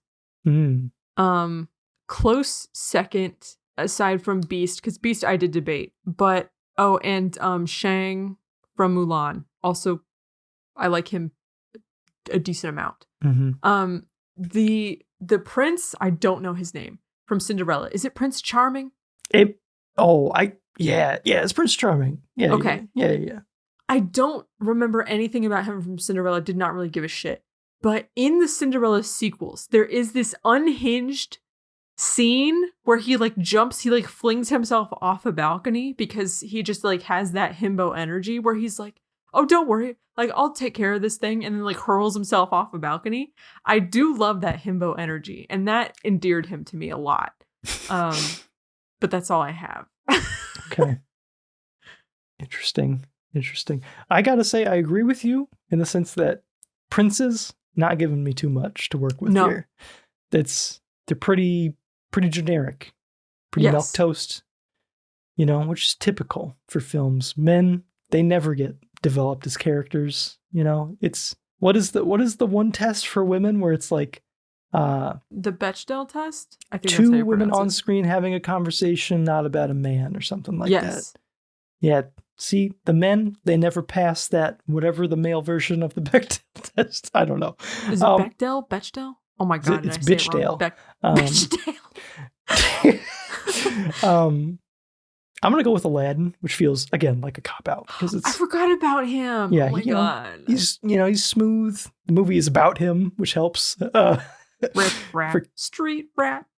It's good. It's good. Real quick, though. I want to back it up, Terry. I want to go right back to the Disney princesses real quick with a technicality, changing my answer. So, maybe not a traditional Disney princess, but a princess, no doubt, published in the West by Disney. I'm going to go with Nausicaa from Nausicaa's Valley of the Wind, the Studio Ghibli film. Oh, yes. Okay. Yes. Okay. Well, not Studio Ghibli, I believe. I think it's retroactively considered Studio Ghibli, but it is the movie that caused Studio Ghibli to exist, I guess. Okay. Maybe. I don't know. I forgot the history part of it. Okay. It's their first movie. I will accept that technicality. It's very good. Yeah. Very good. You would like it. It. There's some freaky animation going on with some monsters in that it's like, man, if I saw that as a kid, that's it. I'm done for. My dreams ruined for the rest of my life. There's like a melting monster in it, and it's like, whew, that's it for me, boys. We're done. I do want to say, going back to the Prince question real quick, I do want to say I distinctly remember being a child and watching Little Mermaid and having this weird sort of like visceral disgust with Eric. Oh. Where I was like, this bitch wants to give up being a mermaid for this guy? Like, why? Oh man. I did not get it. I was like, what is the appeal? He's ew. Like, I don't like him. Anyway, that's my last. So Eric is at the bottom of the tiers for me. I'm sure he's a nice guy. I don't give a crap though. Yeah, I mean, I'm not sure there's anyone I'd give up being a mermaid for. Sounds pretty sweet. I mean, like, think about it. 70% of the earth, water? Yeah. You're giving that up for 30% land? And legs instead and of legs? These fins? gross little symmetrical little sticks on the butt? No, not. Yeah. Absolutely not. No. Anyway. All right. I mean, that's all I got for very important questions. Round of applause, everybody. We did it. Story recap. This is going to be the next. Let's see if we even finish it. Yeah. You anyway. Froze on my end, so you said round of applause, and there was one clap, and then it cut. And I was like, okay. You got to get an Ethernet cord in your room. I do. Okay. So we're going to do a little story recap. We're going to keep it brief this time. I feel like we've been spending too much time on, beat for beat story recaps. So okay. Going to keep this brief. And if it's not brief, then it'll be a bit of dramatic irony again. If you look at the YouTube section, and this is like, I don't know, an hour and a half long. But off the top of my head, because I thought it'd be funny, I'm going to tell you what happened in this game. All right? Okay. All right. So you got Sora, Kairi, Riku. Mm-hmm. They're a group of 3 orphans who live on a very tiny island. No parents to be found. All right? Hey, this is my show. Okay. No interrupting. I saw you making faces like I've already got something deeply wrong. Okay. Do you want me to just keep like a tally in my head? I don't know. Okay. I'll keep it short. So, some shit goes down. All right? And the darkness opens up. And all of a sudden, we're in this traverse town talking to ducks and all this. And we meet up with Goofy and Donald. Goofy and Donald, they're on their own quest. They're after Mickey Mouse, King Mickey. Yes. Who told them very cryptically to follow the Keyblade wielder or something some shit like that. So they're following the Keyblade wielder, which is Sora, our main character, who is on his own quest to find his friends after all that shit went down back on their little island. Yes. And then they go through a bunch of Disney worlds, basically recapping the story of that specific world. And it seemingly has exactly 0 significance on the actual plot, as far as I'm aware. Yeah. Is that correct? Yeah. Oh, sorry. Yeah. Yep. Okay. So that's the beginning of the game. All right. Yada, yada, yada. End of the game where basically we fight. Oh, I guess it's relevant that there is a group of villains hunting down the princesses of the various stories, I guess. Mm-hmm. That's, I guess, the only relevant part. Anyway, and kidnapping them. Yes. So we meet up with Riku towards the end of the game, who's working with Maleficent to unleash the darkness or some shit. And Riku's kind of possessed. He's evil. He's being controlled by the big bad. Forgot his name. Ansem. Ansem. Ass. Being controlled by Ass Man. And they fight. And there's Sora gets turned into all the Heartless at some point, and then boom, okay. he's back again. I don't get that really. And they whack him, they press they just smack him a bunch, and then they open the Kingdom Hearts, and then he's like, oh, there's gonna be darkness in there, and then Sora says, no, there's light, stupid, or something, and then he dies. And then we find Mickey Mouse. Uh-huh. And then Kairi's back. And then we start walking on a really long trail, and then the game ends. That's all I got. Yes. I think I got it all. What do you think, Morgan? Yes. Okay. So just to elaborate, because this will be important for the lore discussion later on. Okay, the first thing that I'm going to elaborate on, though, is not important for lore discussion. But so you said that they have no parents. So the thing is that Sora and Riku are native to Destiny Islands. Like, that is the world to which they belong. Oh, okay. Kairi mysteriously showed up on the shore one day, just like drifted ashore from the ocean. Oh, on the raft that's there, right? Or something. Well, Riku is like, I'm sick of this stupid small world with the islands and the beaches, and I want to like build a raft and sail to, like, there has to be other worlds out there. He has this idea that there has to be like more to the universe than just like the world they're in. So he's like, we need to build a raft and go like voyage out and find it. And his idea for like why other worlds might be out there is because Kairi showed up randomly one day, and she is not from their world. Okay. And I don't remember if she had like amnesia or anything like that, but she's not from Destiny Islands. There's that other girl on Destiny Island too, right? That's Selfie. No, is her name Selfie? Is her name Self? I don't know what her name is. I think it is Selfie, but that feels just stupid dead? to say because She's gone. She dead, right? Well, never see her again. Well, when the world gets destroyed by darkness, basically every inhabitant either probably gets turned into a Heartless or loses their heart or whatever, or gets like tossed to like some random corner of the universe. Okay. Because that's what happens to Sora, is he gets sucked up into the darkness, tossed into Traverse Town, which is like some random corner of the universe. So that's what happens. Okay. Sora does have a mom. The only time you ever hear her in the entire franchise is when Sora's like sees like a storm building above the islands, and he's like, "Oh no, my raft!" And he runs away, and then you hear Sora's mom go, "Sora, dinner's ready," and then she realizes he's gone, and then that's the only hint we ever get at that he might have like parents and a family and stuff. Anyway, and also them traveling. So King Mickey realizes, because when you look up at the sky and you see the stars in the sky, those are other worlds. And Mickey, I guess, has been stargazing and realizes that some stars are going out. And he's like, "Oh no, the worlds are getting swallowed by darkness."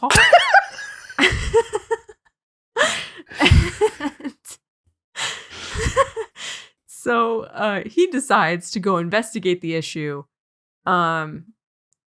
Finds out that there have been, these like villains, the Heartless are like meddling with the worlds. That's what's destroying the worlds. That's what destroyed Destiny Islands. And to go protect the worlds from essentially this plague of darkness spreading and swallowing up everything. The point of visiting each of the Disney worlds is finding the keyhole to that world's heart, so that when Sora locks it, that makes it immune to being destroyed by Heartless. Because if the door's locked, they can't get to like the heart of the world and destroy it. Does that make sense? Okay. Sure. Yes. And then, so they go around, they do all that. At some point they find out Kairi has lost her heart because of getting sucked up into the darkness. And it's just kind of like this like empty shell of a body that is just kind of flung around like a puppet. Yeah. Yeah. So then we get to the world of Hollow Bastion, which is like the final, I guess, like world kind of. We find out that the villains were kidnapping the princesses because each one of them is a princess of heart. And a princess of heart, their hearts are special because they contain no darkness. And for some reason, I think if you combine all of the hearts of the princesses of heart, it can open up a keyhole that will eventually lead you to Kingdom Hearts. And that is where our main villain, Ass Man, wants to get to. Because he thinks his full title is Ansem Seeker of Darkness. And he thinks that hearts by nature. Nice to meet you. Yes, yes. By nature, he thinks that hearts were born from darkness, are meant to return to darkness. So to him, unleashing all this darkness upon the world is like chill, because it's like, well, it's just the universe returned to like the state it's supposed to be in. So he's like, I need to get to Kingdom Hearts. I need to open it up because Kingdom Hearts is going to have the ultimate darkness inside. And he has a reason for thinking that, but we won't get into that right now. But so that's what he's trying to do. And the villains, the Disney villains involved aren't necessarily trying to work with Ansem. They are more like just wanting to use the darkness for their own personal gain and probably to like rule their worlds. That's all they really get. They're just about. Evil by nature, you know? Yes. Yeah. A natural partnership. Yeah. They are like, I guess, representatives of the darkness within their own worlds. They're like, yes, we love being evil. Ooh. And then they manipulate Riku, and then Riku ends up getting possessed by Ansem. Yeah. Right. So. Right. All right. I just gotta say. This is one of my only notes on the story. Because it's something I gotta say. I felt zero anything towards Kairi. I felt like she was a nothing character.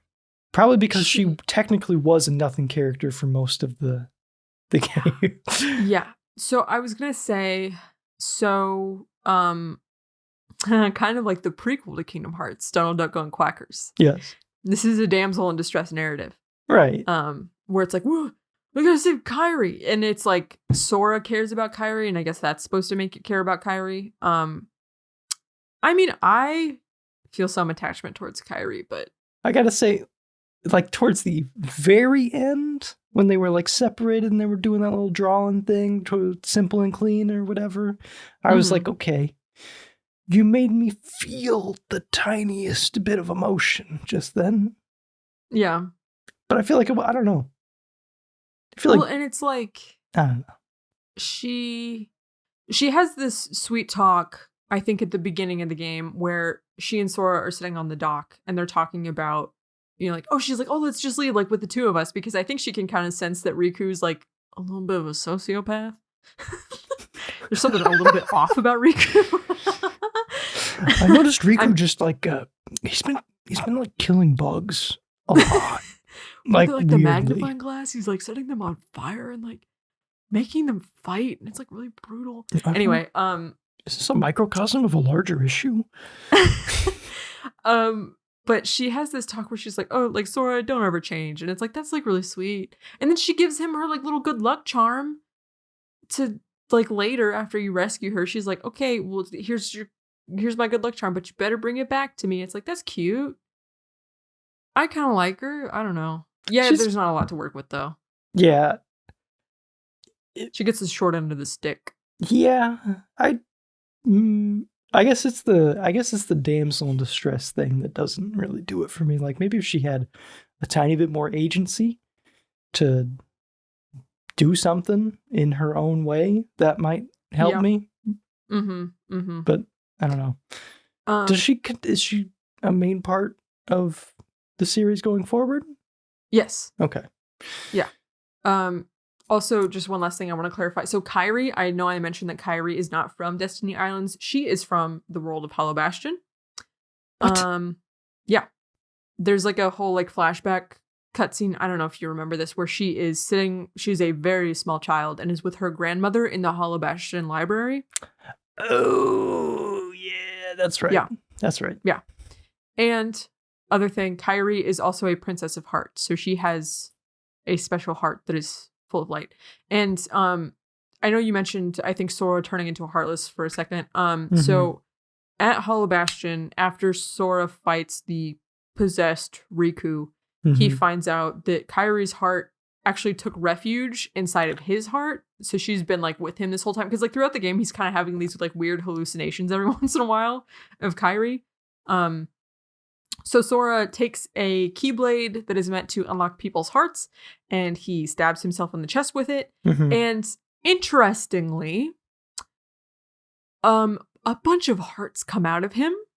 One of which is Kairi's, one of which is his own. And also, I don't know if you noticed, but he stabs himself, a bunch of like balls of light come out and then go to the princesses. So all of the princesses of heart were inside of Sora. And another thing I want to point out, because I don't understand the mechanics of how this happened. When, in the very beginning of the game, do you remember like the stained glass platforms. Okay, that realm that is happening in, that like the prologue of the game or whatever is happening in, is called, I think Dive into the Heart is technically the name for that level. So, and this is going to become a recurring motif in Kingdom Hearts, where anytime you are inside of someone's heart, it will be represented with the stained glass windows platforms. When Sora is in Dive to the Heart, the platforms are the Disney princesses. Right. And so I'm like, what? So were the Disney princesses' hearts inside of him from the beginning? How did they get there? How did they get there? I don't know. Why I don't Sora? understand. Why this little beach boy? I don't know. And the game is like, oh, this is like the chosen one. He's the Keyblade wielder. He's the chosen one. But then there's like this whole thing where it's like, oh, Riku was supposed to have the Keyblade. But Riku fell to darkness, so then the Keyblade switched to Sora. But then it switched back for a second in Hollow Bastion, but then ended up going back to Sora because of willpower or something. Because my friends are my power. I don't know. And there are like funky things that I can't explain. That was a great scene whenever the Keyblade switched, and then Goofy and Donald were just like, well, later, loser. Later, loser. That was fucked up. That was. Can I just say? That was incredibly fucked up. Yeah, that was. Well, the king said to follow the Keyblade, so not the boy, but I guess so. See ya, kid. Like, and they know Riku sucks. They know he's evil. Yep. At the time, and they're like, yeah, oh well, that's shitty. It is. It's dumb. Thank God you got All Beast there. I mean, yeah, that's fun. That was kind of a fun section of the game where it's just like, you can't fight. Beast just has anything. to Yeah. kill everything for you. But yeah. Man, the story is a little too metaphorical for me, I gotta say. Like, yeah. And maybe it is very consistent and well thought out. It felt a little made up as we go. I wonder if there's any retconning that happens later on or anything like that. Oh my god. Because it feels like not the most solid launching platform for a series that has such insane lore as Kingdom Hearts does. Yeah, Kingdom Hearts 1 is definitely the most hinged of the games. Right.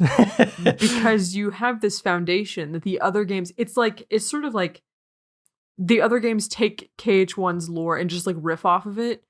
And like, you know, like improv, like just like going like balls to the wall, whatever. And you're just sort of like, whoa. Okay. Mm-hmm. Like, yeah, they get fucking wild with it, man. Anyway, I do. I mean, you can kind of ignore the story, like, and playing this game. It's like, okay, I'm just a boy, and all the worlds have collided, and I just am kind of like playing through all these Disney stories, and that's fun. And then you get to the end and it's like, oh, he's just the bad guy. I just need to kill him. That's all I need to know right now. Yeah.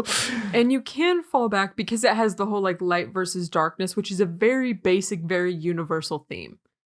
So you can just be like, light good, darkness bad. Mm-hmm. Try explaining that to a blind person though. And you know what I'm saying? Yeah. They might not get it. But yeah, like from there, you can kind of be like, okay, I will ignore the existential stuff, and this will be fun Disney time. Mm-hmm. So you do have that option to engage with it in that way. But yeah. Yeah, I'll let you continue riffing about this Naruto comparison. It's weaseled its way back into our podcast. I was going to say, did you think we weren't going to talk about Naruto? Because we are. Surprise, bitch. Naruto time. Let's talk about the trio formula that I've noticed. And there are specific parallels between this trio that I find very fascinating. And I'm wondering, like, where is the common ground or the inspiration that both of these pieces of media are potentially pulling from to get this idea? I don't know what that answer is. It has to be just like deeply baked in Japanese lore or something. I don't get it. This trio formula is like, oh my God, everything that I've ever done. Every Pokemon game is the trio formula. You're playing as the main dude, or girl. I guess you can pick girl, but always from my perspective, you pick a dude. You have a rival who's a little shithead trying to beat you.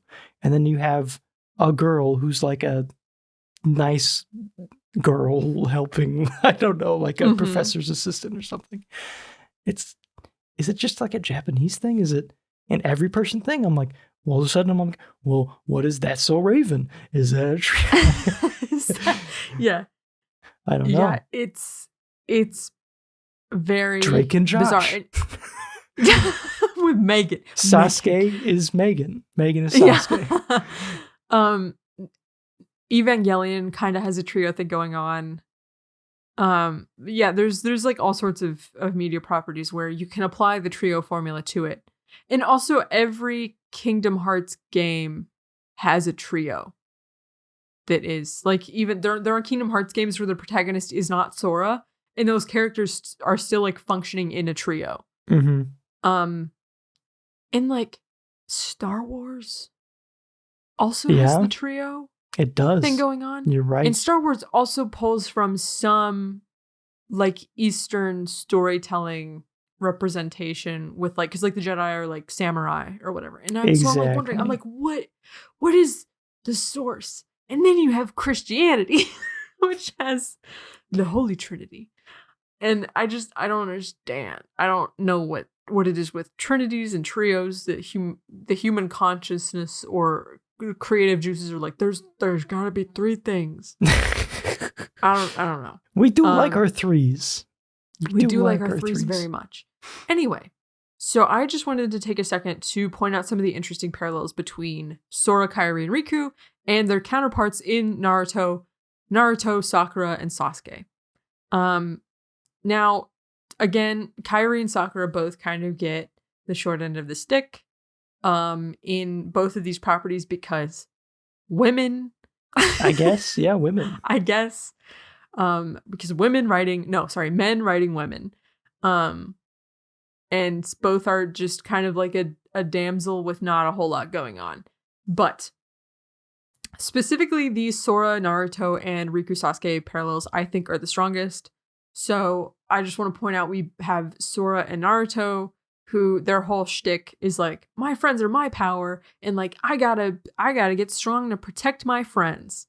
And it seems like the friendship, the collectivism, if you will, is the main driver behind their motivation. Their desire is not the power itself, but the people that they're protecting.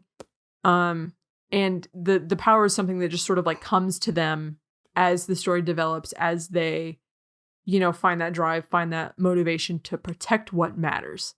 And they are willing to sacrifice themselves.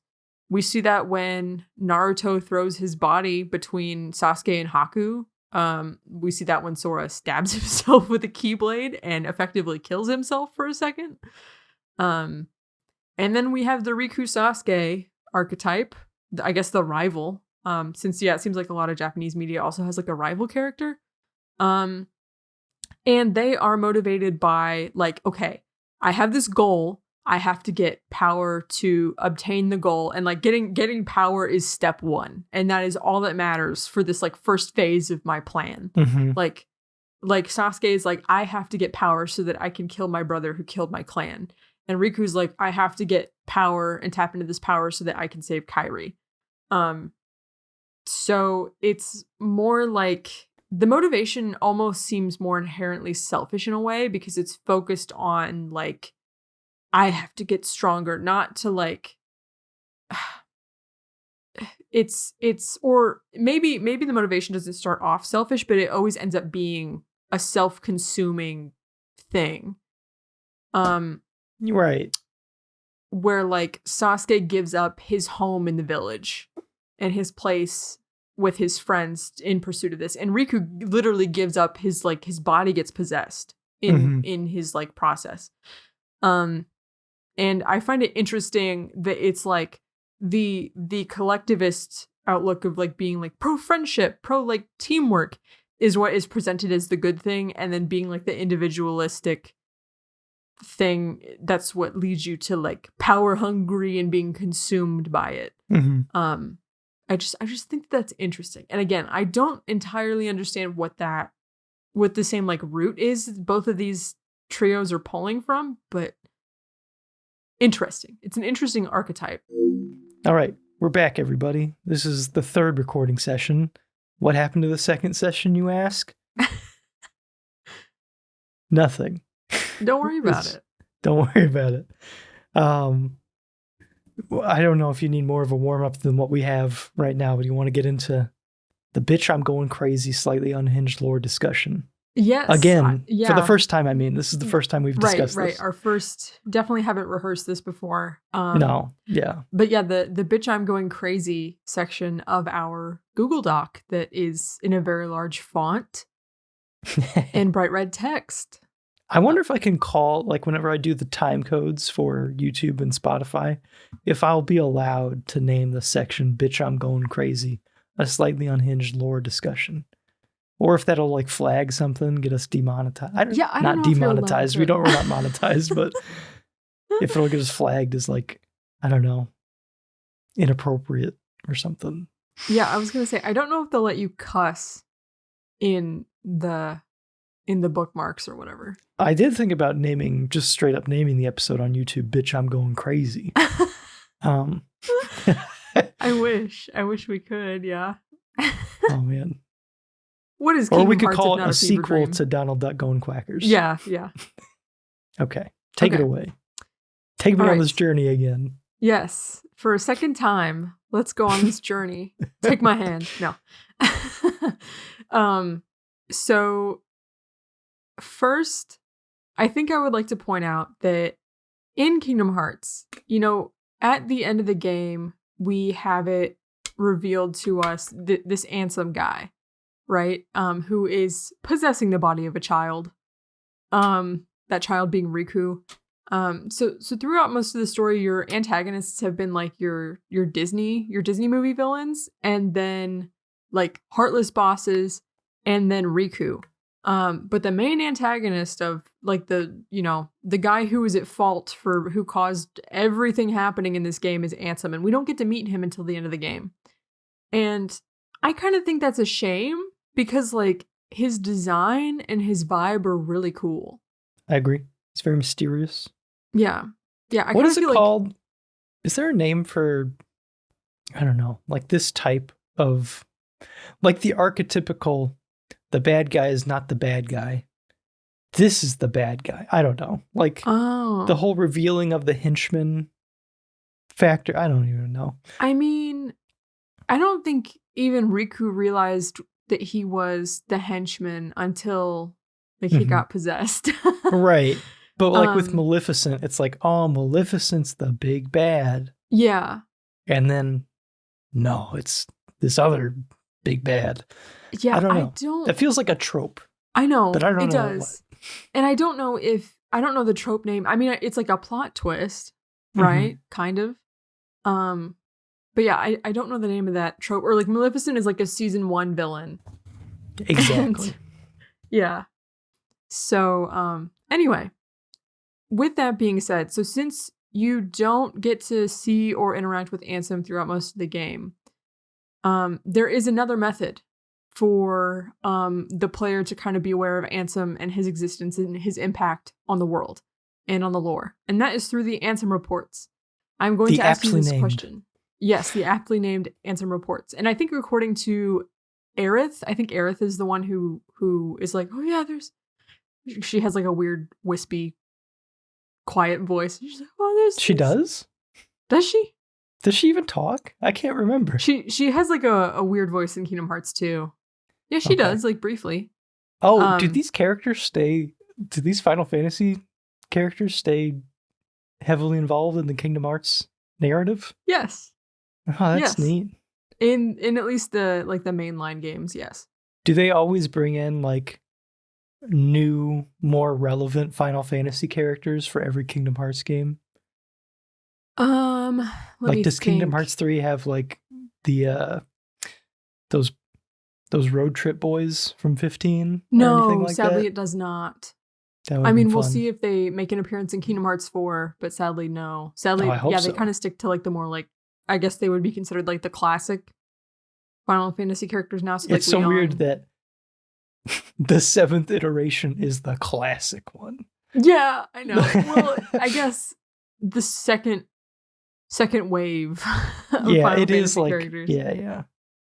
And I mean, those came out, well, I guess all of them came out on the PS1, didn't they? But like those were like the most relevant by the time Kingdom Hearts came around. So You're right. Anyway. Yeah, 7 was cataclysmically relevant. yes, for sure. Yeah.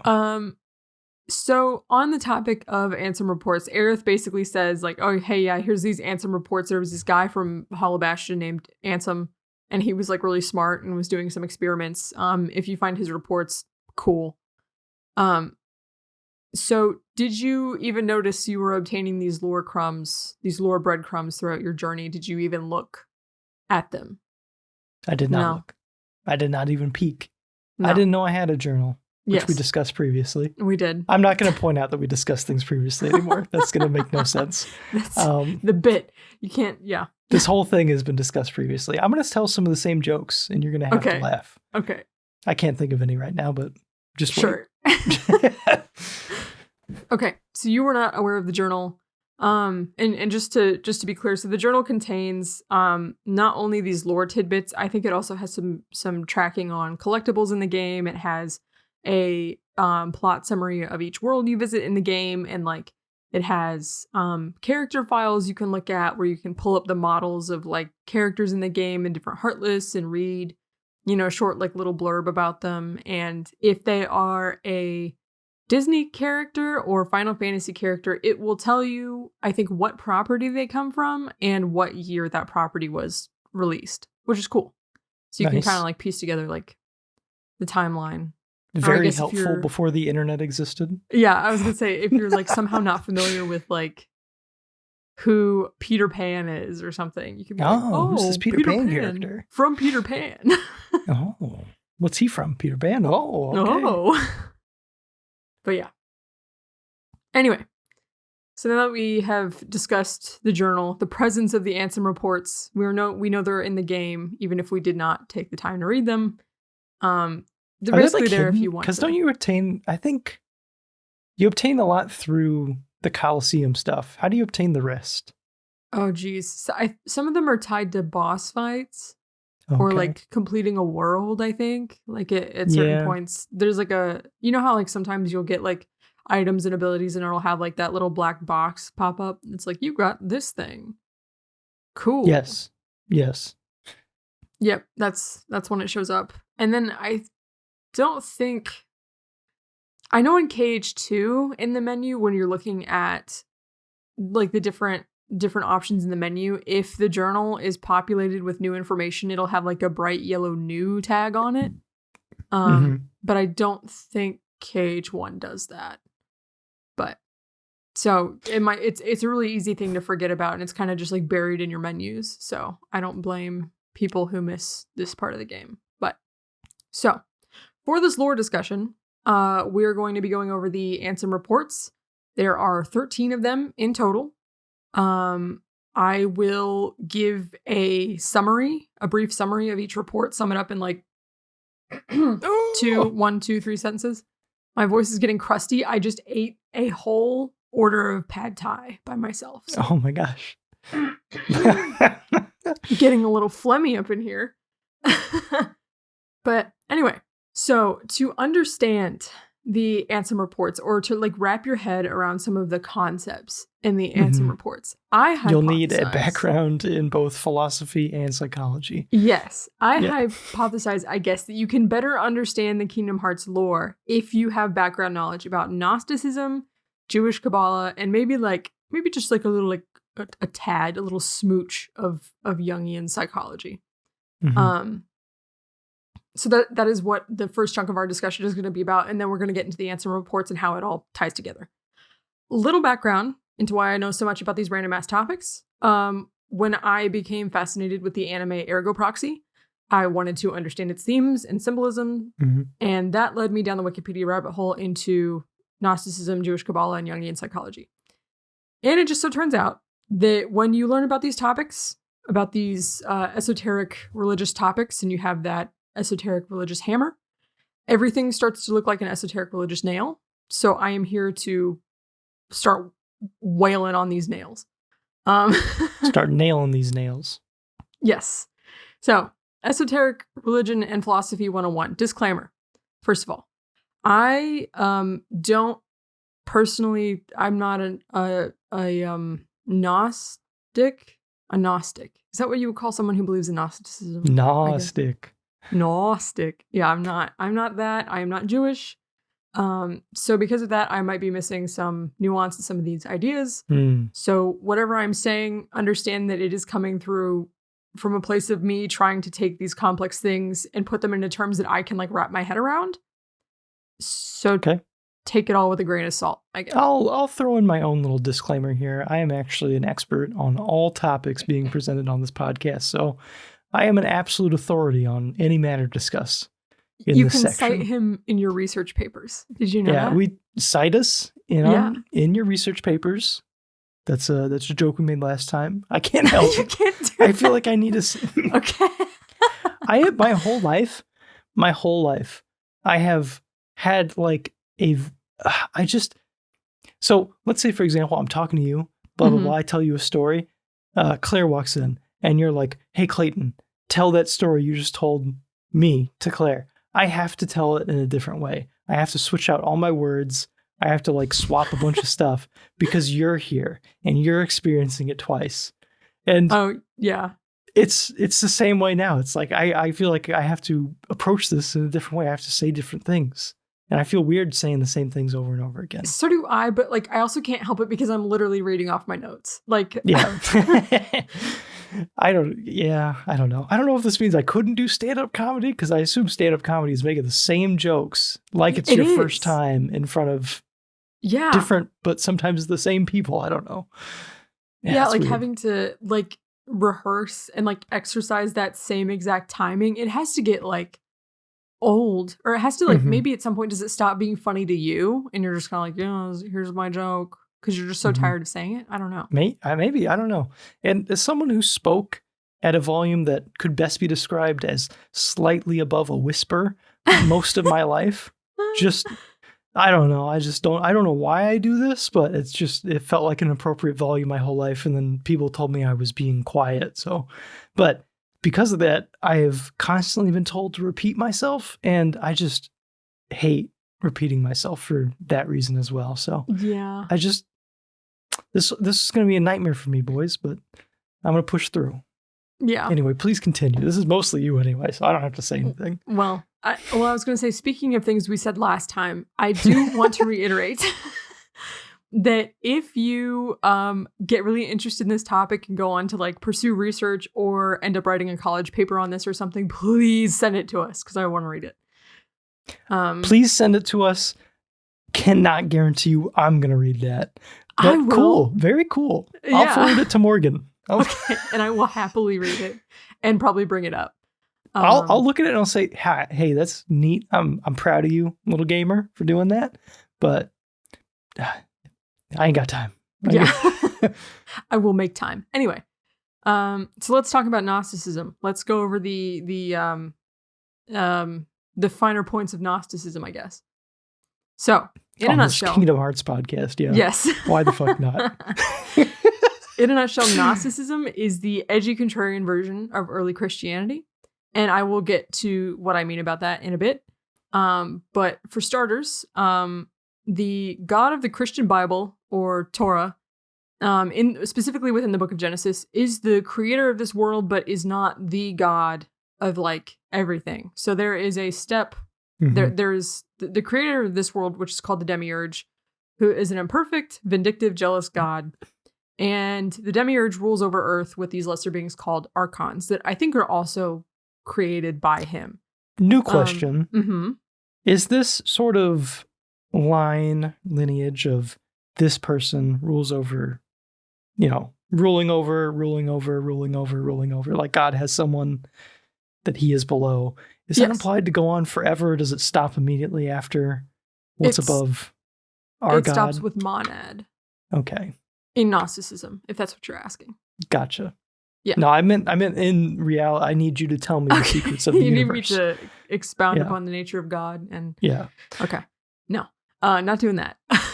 but yeah, this hierarchy. So the hierarchy kind of goes, you have monad, who's the creator of like all existence or whatever. Monad has these things from him or it. I don't know what pronouns monad uses. But these beings emanated from monad, that I guess you can they're called emanations, but they also kind of have like similar vibes to like angels, where it's like they work for monad. So a couple of monad's emanations that is relevant is Sophia, who is an emanation of wisdom. She's like the embodiment of wisdom or whatever. And then you also have Jesus. Jesus is considered an emanation from monad as well. Not the son of the demiurge, which is what they would say is like, according to Christian belief, but Jesus is from monad. Oh, so in Gnosticism, the Trinity is not a factor. Right? The Trinity, you could say, is replaced by monad, Sophia, and Jesus, where you have monad, the Father, Sophia, I guess would be like the Holy Spirit, and then Jesus is Jesus. So there is kind of a parallel there. But so what happened was basically, so when emanations come from monad, they typically come in male and female pairs. Like they're both like born at the same time or whatever. And those emanations, when they have like the right to create things of their own. But typically they're supposed to do that as a joint pair. So like male and female join together and make another thing happen. Sophia kind of rejected the status quo and went and birthed the demiurge without her male counterpart. So that could be part of the reason why the demiurge is like a little bit fricked up. And so she kind of broke the rules. She did that and she was like, oh no, I made a mistake. So she kind of like hid the demiurge off by itself and just kind of like ditched it and was like, oh, hopefully like Mana doesn't find out what I did or whatever.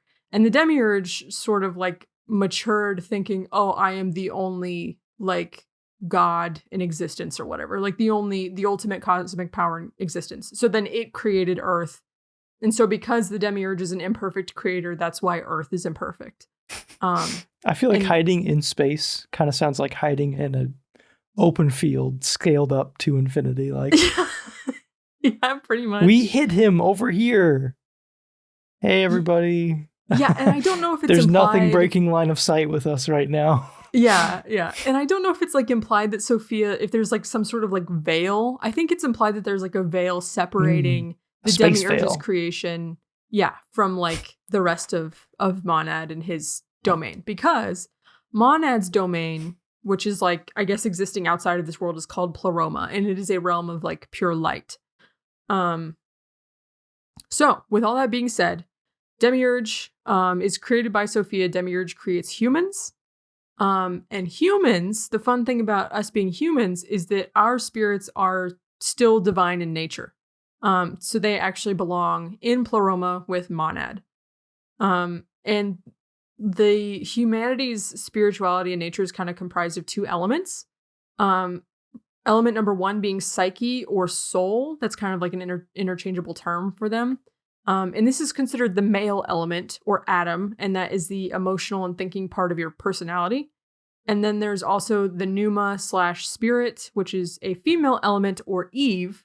And pneuma is like our capacity for spiritual consciousness, or kind of like the awareness of divine nature and the ability to form a relationship with the divine. So pneuma is like the source of spiritual enlightenment. Again, this like duality of the human spirit or human nature is reminiscent of Monad's emanations coming out in male-female pairs, if that makes sense. Yes. So is the pneuma at all related to the pneuma dance? No. Okay. No. Completely separate. Sure, okay. I think pneuma is Greek, and the pneuma is that Swedish? Is it Finnish? Is it? I don't know. I don't know what language that is. I'm so sorry. But yeah, no, different languages. Pretty sure they're not related. Apologies, Professor. Continue. Okay.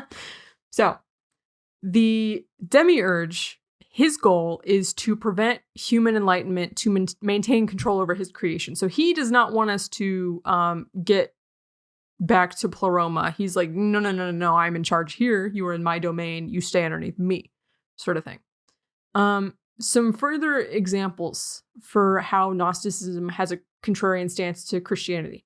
So, according to Gnosticism, in opposition to Christianity, man is not over woman because of that concept of pneuma. So the female element is the source of true wisdom and enlightenment. So Eve, I'll get into that in a second. The fall of humanity in Genesis was necessary.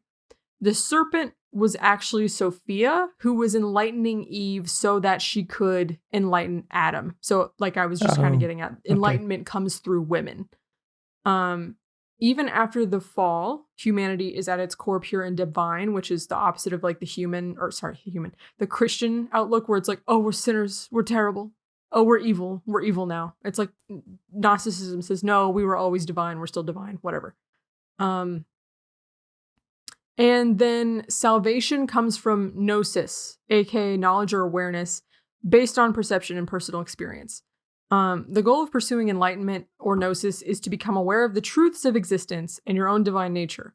When an enlightened person dies, their soul or spirit gets to return to Pleroma and go chill with Monad. So it's kind of like, that is like kind of similar to Christianity where it's like, oh, do you know Jesus is like your personal savior? Cool. That's your pass into heaven. It's like, is enlightenment kind of meant to be like pulled from the Hinduism or Buddhism? Like, is it the same kind of enlightenment? I don't know. It's kind of hard because like I think it's similar, but it isn't, because enlightenment is acknowledging this external force, monad, like acknowledging the external cosmic forces to you, which is like Monad, Sophia, whatever Jesus was talking about.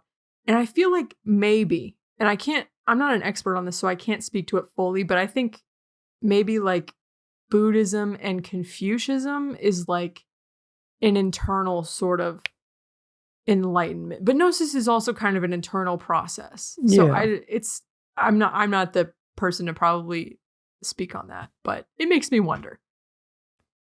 Well, if there's any Gnostics in the comments, yeah, please. Is this like a popular belief today, or is this like an old school belief? I don't think it's very popular today. So because of like all the contrarianness to early Christianity, we're basically, if you read Gnostic texts, which I have, not to brag, not to brag, but if you read Gnostic texts, it's basically like someone took the Christian texts and wrote like fan fiction from it.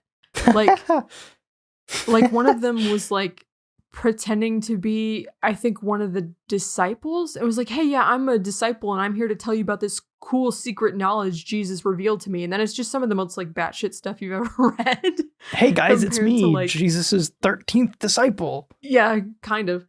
And so this wasn't all too uncommon back in the day, because the Bible as we know it today, it just didn't exist back then. So there were tons of like texts that were being circulated that weren't really like regulated or sticking to like any one standard. So it wasn't like that weird, but it was weird enough to piss off a lot of early Christians, especially this guy named Tertullian. Hated that shit. He said, this is heretical, burn it. So unfortunately, we lost a lot of the Gnostic texts, and some of them that we have are only in fragments. Like I think the Gospel of Mary is Gnostic, and it's like incomplete. Like you can't read the whole thing. Yeah. Interesting. Yeah. But anyway, so one last thing to point out. So according to Gnostics, darkness is kind of considered like the opposite of enlightenment. And it is like materialism and falling back on animalistic instincts. So anything that keeps you from achieving enlightenment or keeps you tied to the material world and not focused on like monad and pleroma and like enlightenment and all that jazz, that is what is considered darkness. And every soul is kind of on this journey down towards darkness. And at some point you're supposed to wake up, become enlightened, and then go back up to pleroma. Yeah. Yeah. So that is Gnosticism in a nutshell. Let's move on to our second topic, Jewish Kabbalah. Do you think that you could maybe get like college credit for this podcast episode in any way? Like, Yeah. Sure. I'm just wondering. Yeah. Try to pass it off as like a religious or like philosophy class or something. Yeah, it was an independent study. The Kingdom Hearts episode of Analog Schtick, a PlayStation 2 podcast. And I think they should let you count it. I think they should. But yeah, so Jewish Kabbalah is kind of an attempt to define the essence of God. And just to clarify, this, I guess this like practice or this philosophy was built or appeared like a decent amount of time after a lot of these texts that they're analyzing were written. So some of the stuff that they're analyzing, you could say it's like removed from its original context, and maybe we're sort of like imposing new ideas onto old texts, but that's up for like biblical scholars and stuff to debate. Just a thought. Like us. Yes. But basically, according to Jewish Kabbalah, every aspect of creation is an emanation from God. So by this constant process of emanation, God is what sustains the universe. I think sort of like a comparable analogy to this is we're just living in a simulation theory. But in this case, God is the thing running the simulation. Like it's not a computer, it's God that is running the physics simulation. Mm-hmm. When you slip on the ice and fall down on your butt, he's the that's one God playing physics. Sims 4 right now. Yeah. Yes. He's the one laying down that banana peel. He's not letting you wash your dishes or go to the toilet. Yeah. Have you ever gotten into a pool and then gone, where's the ladder? Yeah, that's God. That's God. Yeah. But so these emanations are represented by this tree diagram thingy called the Sephirot. And we're like it's made up of like a bunch of circles. I think there's 10 emanations in total, and they all represent different aspects of creation that are supposed to keep the universe running or something. This idea of emanation, though, poses an interesting problem, because if God is good, is perfect, and everything is an emanation from God, then why is evil a thing? And from this debate, there are 3 different ideas for the root of evil. Number 1, evil is a necessary component of creation to be as it is. Number 2, evil is a parallel to holiness, aka evil must exist to balance out the emanations.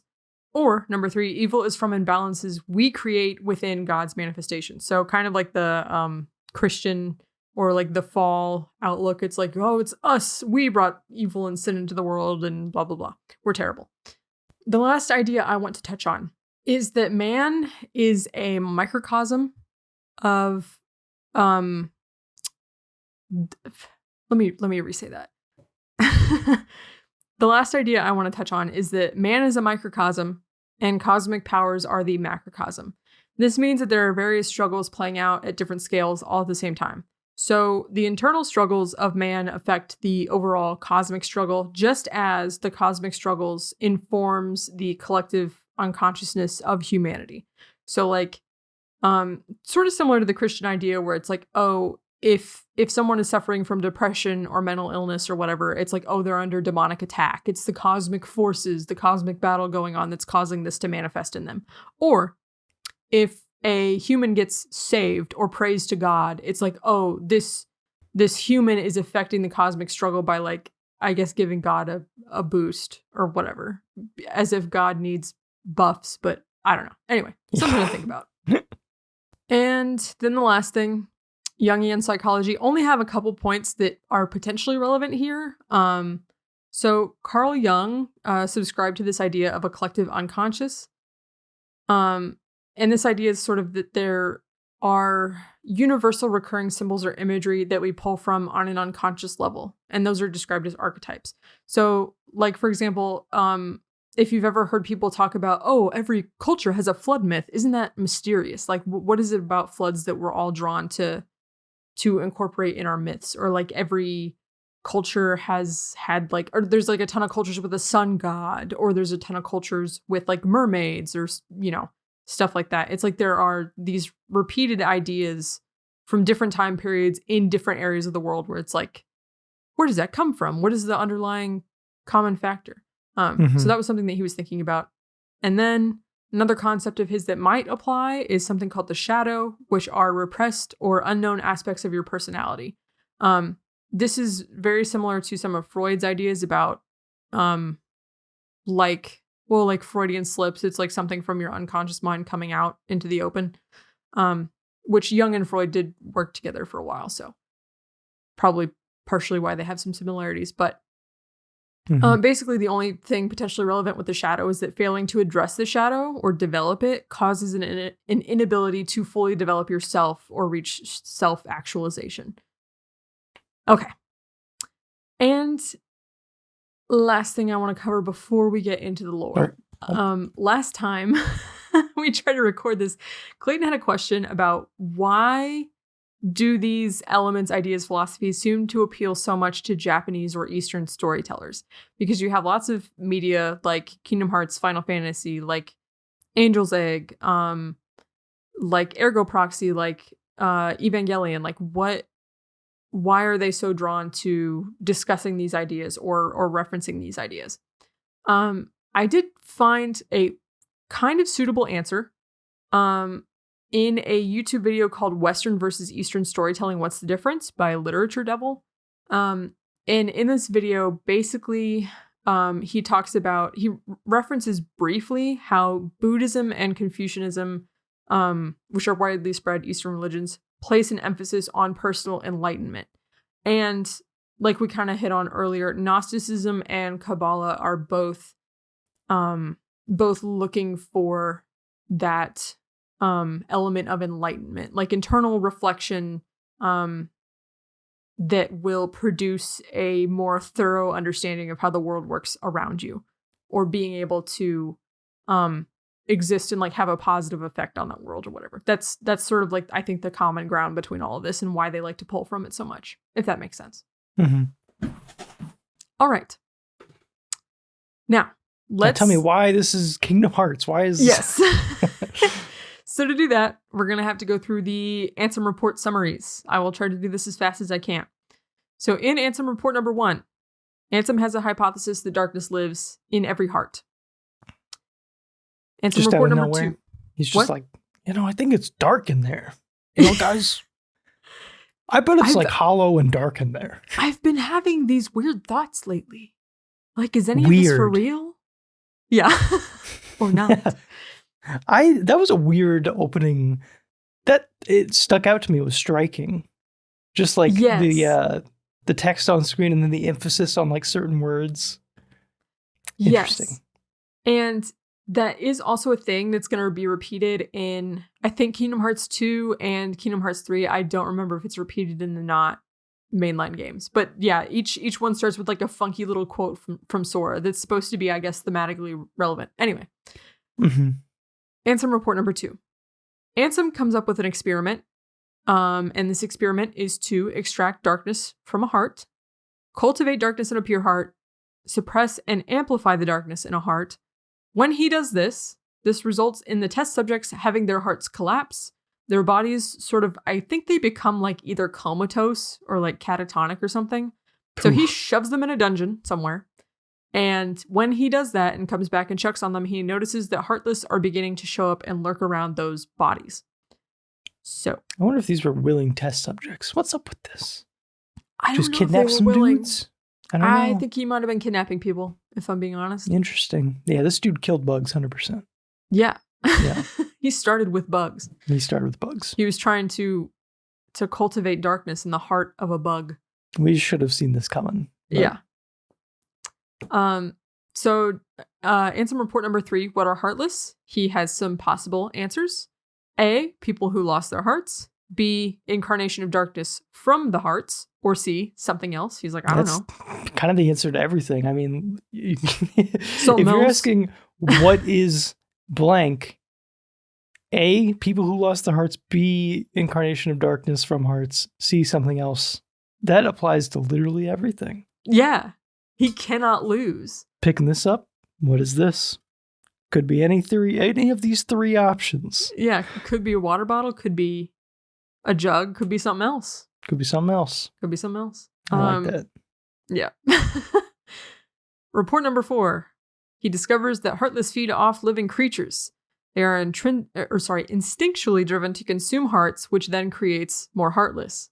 Very much like zombies. Yes. Like we discussed previously. We did discuss. I can't help it. I can't help it. I know, it's can't either. Because it's weird, because it's just me talking to you.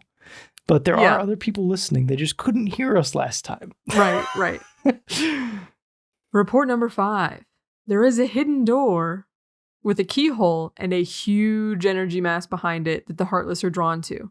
And I would just like to reiterate that this is happening on Hollow Bastion. So he found a hidden door within Hollow Bastion with a keyhole. And number 6, the energy mass that he found is the heart of the world, the heart of Hollow Bastion. And from that, he sort of infers that all worlds also have a heart. Mm-hmm. Number 7, not entirely relevant, but he wants us to know that a meteor shower happened and it dropped gummy blocks from the sky. That's a random 2 a.m. thought right there. Yeah. So if you want to build yourself a little Lego ship and do some inner world travel, just, I guess, wait for a meteor shower. Man, there was a period of time where I was journaling like this, and occasionally I would write something down randomly, maybe in the morning as soon as I wake up, that sounds very profound. And then I'd come back and realize that I wrote meteor shower drops gummy blocks or something like that. Which I assume is what happened here. Yeah, this was he hadn't had his coffee yet. Like, he just rolled out of bed. He was like, oh, the gummy blocks. Gummy blocks, meteor showers. It all makes sense now. I gotta write it down. Number 8, Heartless are connected to people's hearts somehow. Ansem manages to, quote unquote, replicate conditions and create an artificial Heartless. He thinks that this process could lead to the ability to create an artificial heart from nothing.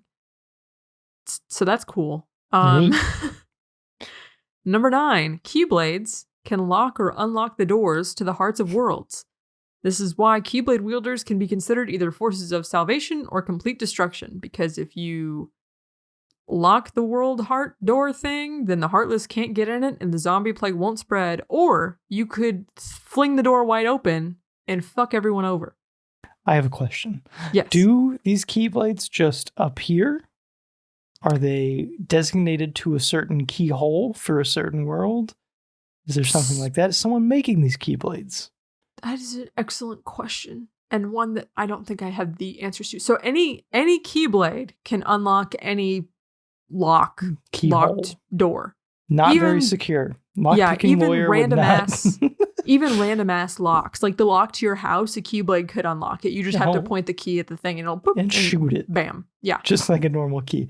Whoever made this game had no idea. Had never used a key before in his life. It's like a big unwieldy sword. Oh, that's so cool. You just point at it and it unlocks? No. In early what are you, a concept 30-year-old art? man? You should know how this works. Yeah. In early concept art, did you know it used to be a chainsaw? Like a chainsaw sword. Oh my God. Of course it did. Yeah. You don't have to unlock the door. You just cut through it. You just cut down the door. Don't worry about it. There's like wood splinters flying everywhere. Anyway, but so number 10, Heartless are born somehow from the darkness of people's hearts. Once freed, they seek to return to a greater heart. In this instance, the next biggest heart is the world's heart. And then he hypothesizes, is the core of the world's heart the world of the Heartless? And I think the idea here is that within a human heart, you have like a little bit of darkness because the human heart's like smaller. And when you have a world heart, it's humongous. So then you have like a big blob of darkness in it. And that's the Heartless. You're like, I need to go there. I need that. That's my home. Mm-hmm. I think that's what's going on. Number 11, unlocking the world's heart and allowing Heartless in leads to that world's collapse. Anthem hypothesizes that princesses of heart, aka girls with no darkness in their hearts, and Keyblades are connected. He sends a princess of heart out of his world to test that hypothesis. And that princess of heart that he, I guess, just shot off into an inner world rocket or something was Kyrie. So Kyrie is from Hollow Bastion, and she actually wound up at Destiny Islands with, I guess, technically 2 Keyblade wielders, which would be Riku and Sora. So maybe his hypothesis has some merit to it. Anyway, number 12, Ansem successfully separates a heart from a body, but the body keeps its identity and memories. When the heart is reunited with its resulting heartless, the body mysteriously vanishes. And then he has this kind of separate idea that the realm of darkness is in Kingdom Hearts, which is where the hearts of worlds connect. And then number 13, finally, Anthem has one last hypothesis. If the body and heart are separated, the soul remains in the body. If a heart and its heartless are reunited, the body is just kind of teleported somewhere else. He doesn't quite know where yet. And the body is like a shell left out of the equation. So somehow like a paradox that shouldn't exist because, Ansem dubs this shell of a body that shouldn't exist as nobody. Nobody? Nobody. Like the Mitski song. Like no space body. All one word, nobody. Okay. Yep. Very. I mean, it is kind of ironic subtle. because it's no body, but it is comprised of the body. Yeah, I the guess leftover that's true. body. Anyway. And we are some bodies. I learned that as well. Yes, we are some buddies. That All right, whole like nobody thing it'll be way more relevant in Kingdom Hearts 2, but we're not quite there yet. We're not there yet. It'll be relevant in Chain of Memories as well. But we're also we're not there yet. Is Chain of Memories a PS2 game? It is. Well, wait. There is Chain of Memories, which is the remake of Chain of Memories, because Chain of Memories was on the Game Boy Advanced. A remake? Like not pixel art anymore. No. Interesting. Fully 3D. Mm-hmm. Okay. So there's Kingdom Hearts 2 and Chain of Memories. Yes. And Chain of Memories, it is important to play Chain of Memories before you play 2. Oh. Because Kingdom Hearts does this wild thing where even in the most random ass sounding spin-off game, they have like critical lore in everything. So it is important to play it. But well, that's good. How many, off the top of your head, how does this series go? Oh my god. Like in release order or in... I guess in release order. Or... I think it goes Kingdom Hearts. Then I think it goes Chain of Memories on the Game Boy. Yeah, Kingdom Hearts... need for remakes if that's not relevant. Kingdom Hearts 2. Okay. Birth by Sleep. Kingdom Hearts Coded? Maybe? Coded? Which I think was a mobile game. A mobile game, okay. And because then there's Kingdom Hearts Recoded. Which is a remake on the DS, I think. Okay. Yeah. I think 358 over 2 days might have been before Coded, but maybe not. Right, for the DES. And then after that, I think is Dream Drop Distance. Dream Drop Distance. Yeah, I think I remember this being a title. And then after that is it might have been the other mobile game. Going back to mobile, okay. And then I think it was Kingdom Hearts Point 2.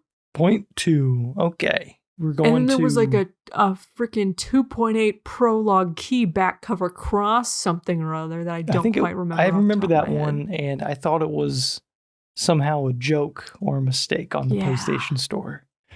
No. Because it was literally like Kingdom Hearts 2.8 Prologue Final Mix Deluxe Edition. Pretty much. Go fuck yourself if you're trying to figure out where this belongs. Yeah. Yeah. And then at some point after that mess is when we got Kingdom Hearts 3, which ties everything together. Well, just about everything in a very chaotic way. That's insanity. This whole thing is this is not artistic choice. This is fucking with us, right? Like one thing that I think about on the regular is how Nomura, the guy who like I guess is like in charge of Kingdom Hearts as a whole or whatever. Daddy of Kingdom Hearts. For the game, it was originally on the PSP, the game Birth by Sleep. He said, "Oh, I want to make a game with the title Birth by Sleep," and then built everything about the game around what he wanted the title to be, which That is seems a little back-asswards, but that is the most insane thing. I was told you're not even meant to the way I understand game development is you create the game's mechanics. yes. Then you create the story. That's how I understand game development for the most part. I guess it doesn't even have to be that way. You could do story before gameplay or something, but yeah, you doing could. title before everything is a little bit fucking crazy. Yeah. It's crazy. This man should be looked after. And he needs to keep tabs on this man. Yeah. Because now Zora's or not Zora, Sora. Zora is One Piece.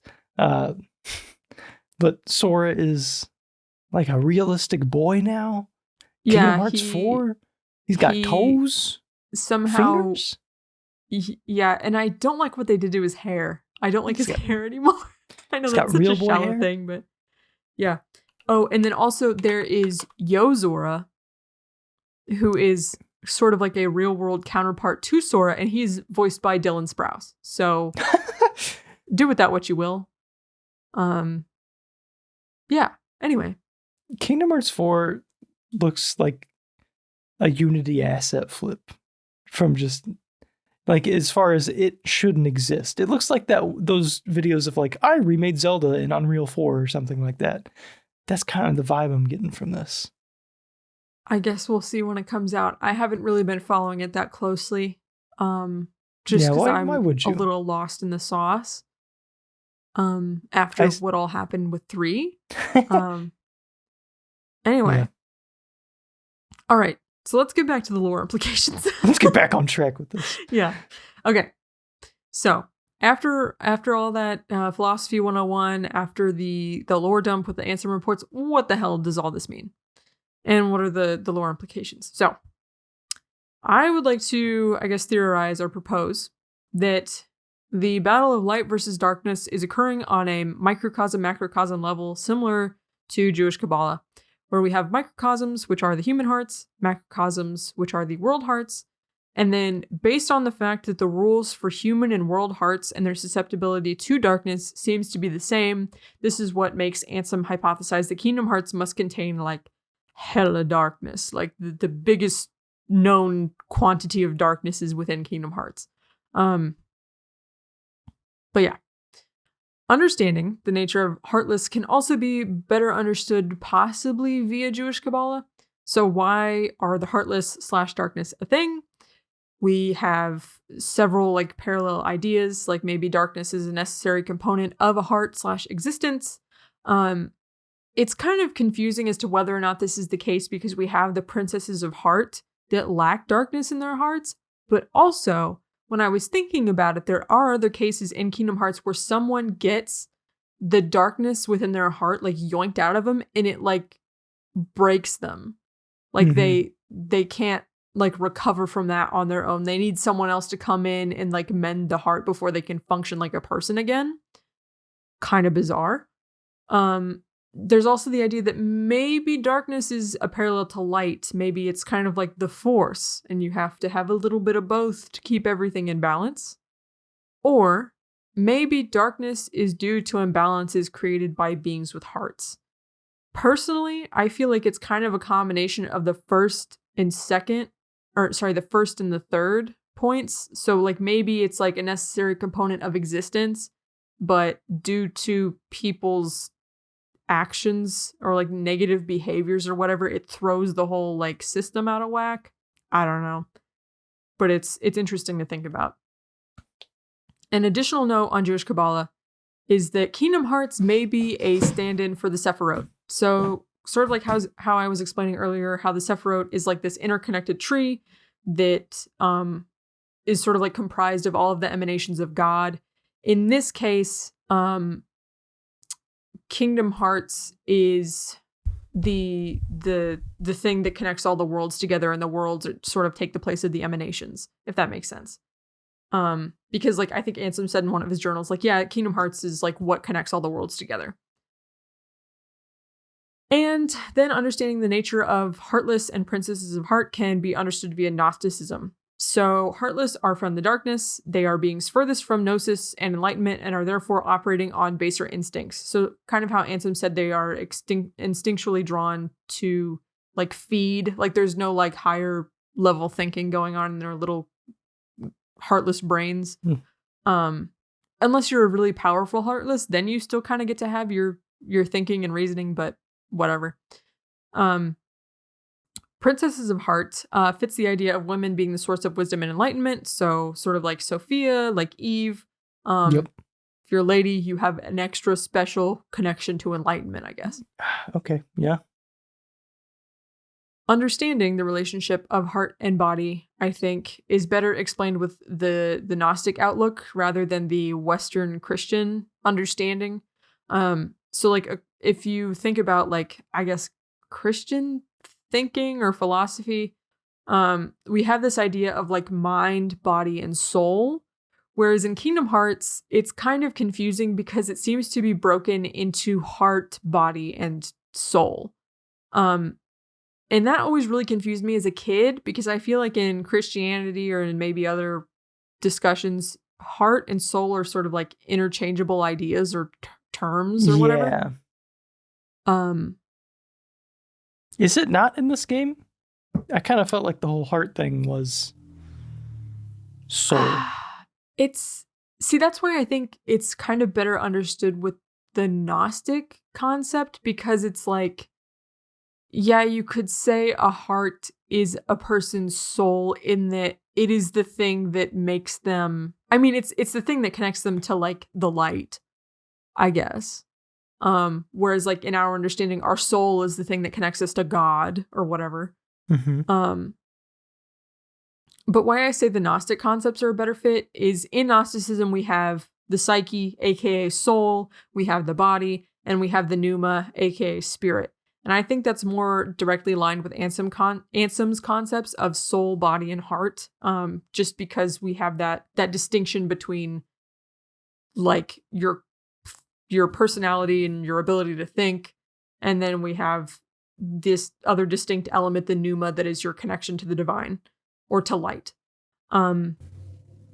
And if we go along with that like line of thinking, heartless are derived from the pneuma/heart portion, while the paradoxical nobody is derived from the soul and body that were left behind. So if the soul is the thing that contains your personality and like your ability to think or whatever, then it makes sense that if that's stuck with the body, that it could still function like a soulless or a heartless human being, I guess.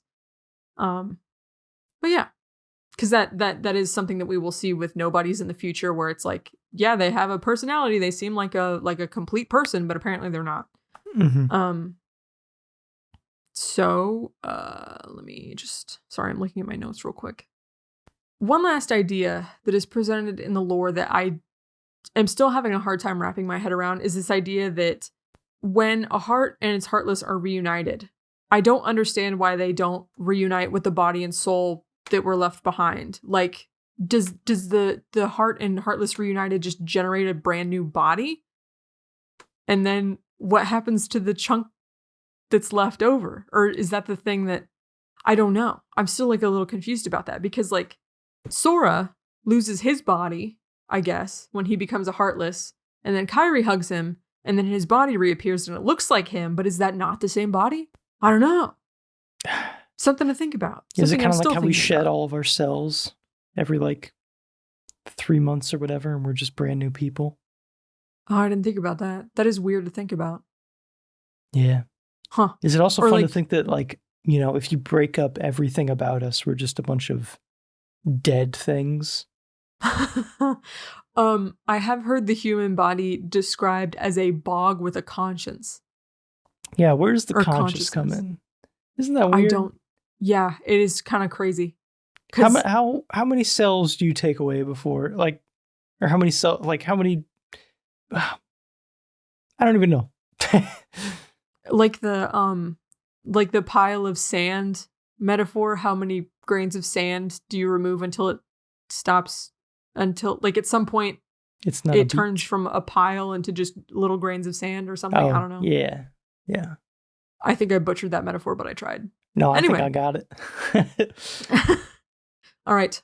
So that being said, that concludes my unhinged lore discussion. Maybe I left you with more questions than answers, but I think that's okay because that's just kind of what Kingdom Hearts does to you. Mm-hmm. So there you have it. Speaking of leaving us with more questions than answers. Yes. Morgan, I got some questions and you've got some explaining to do. I do. Okay. When it comes to the combat of this game. Okay.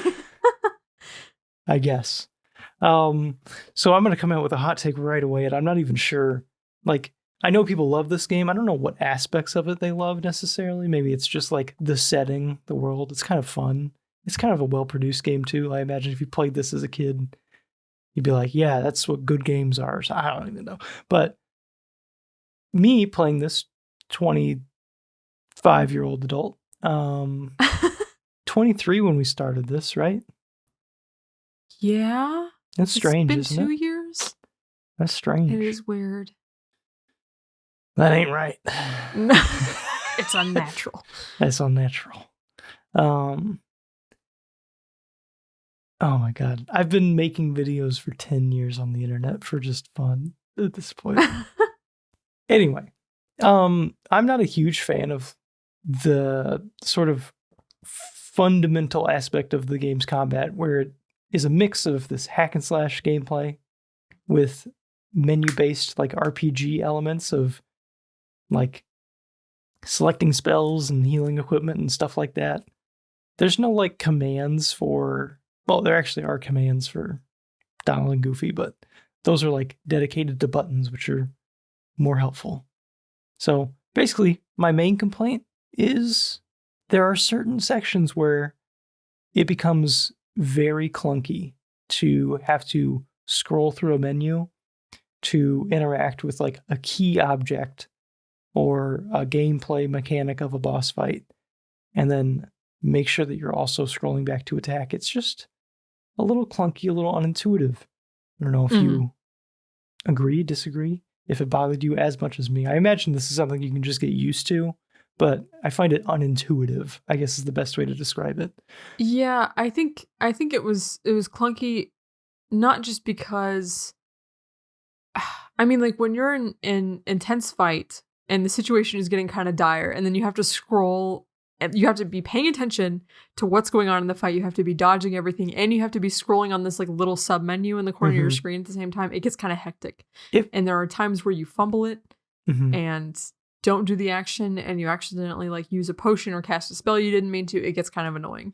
It feels like the equivalent of like if you had to look down at your controller to make sure you're hitting the right button. It's like I have to take my eyes off the action to look at this menu to make sure that I'm selecting the right action. Which I don't know. I know that you mentioned that in Final Mix or 1.5 or whatever the next version is, that some of the contextual stuff gets moved to like triangle as like a prompt. Yes, it does. Yeah, which is a better system. And I think that would be more manageable. But even like the limited amount of like quick selected spells that you could set up, I felt like it was not enough. Because there's a fair amount of spells by the end of the game, and a lot of them are pretty useful. Like I'm pretty much always equipping arrow during a fight, and I'm sometimes leading with gravity if it's bosses, or not bosses, but just like big enemies or something. And I'm curing. I'm using thunder to just chip a bunch of enemies. It's like fire if it's like too far away. Like I'm switching between more spells than I can set up little spell slots for, so I have to go back into that menu, which always felt bad. Felt bad to me. Yeah, and it's also like, because there are some spells that are way more in certain boss fights, for example, than others, and you don't know that ahead of time. So it's like you can walk into a fight unprepared, and there's no way for you to like swap out what is your what's in your shortcut menu.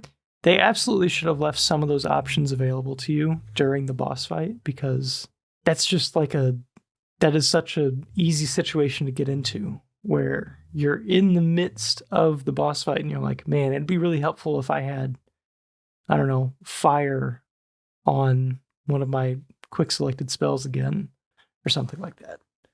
Yeah. So yeah.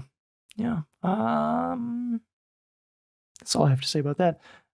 Talking about magic, I think that the feedback for like casting damaging spells and stuff like that, certain ones had better visual feedback for like connecting with the enemy, like gravity and stuff like that, where they get squished. But Yeah. Or I felt stop. or stop. Is it What did stomp? What did stop do?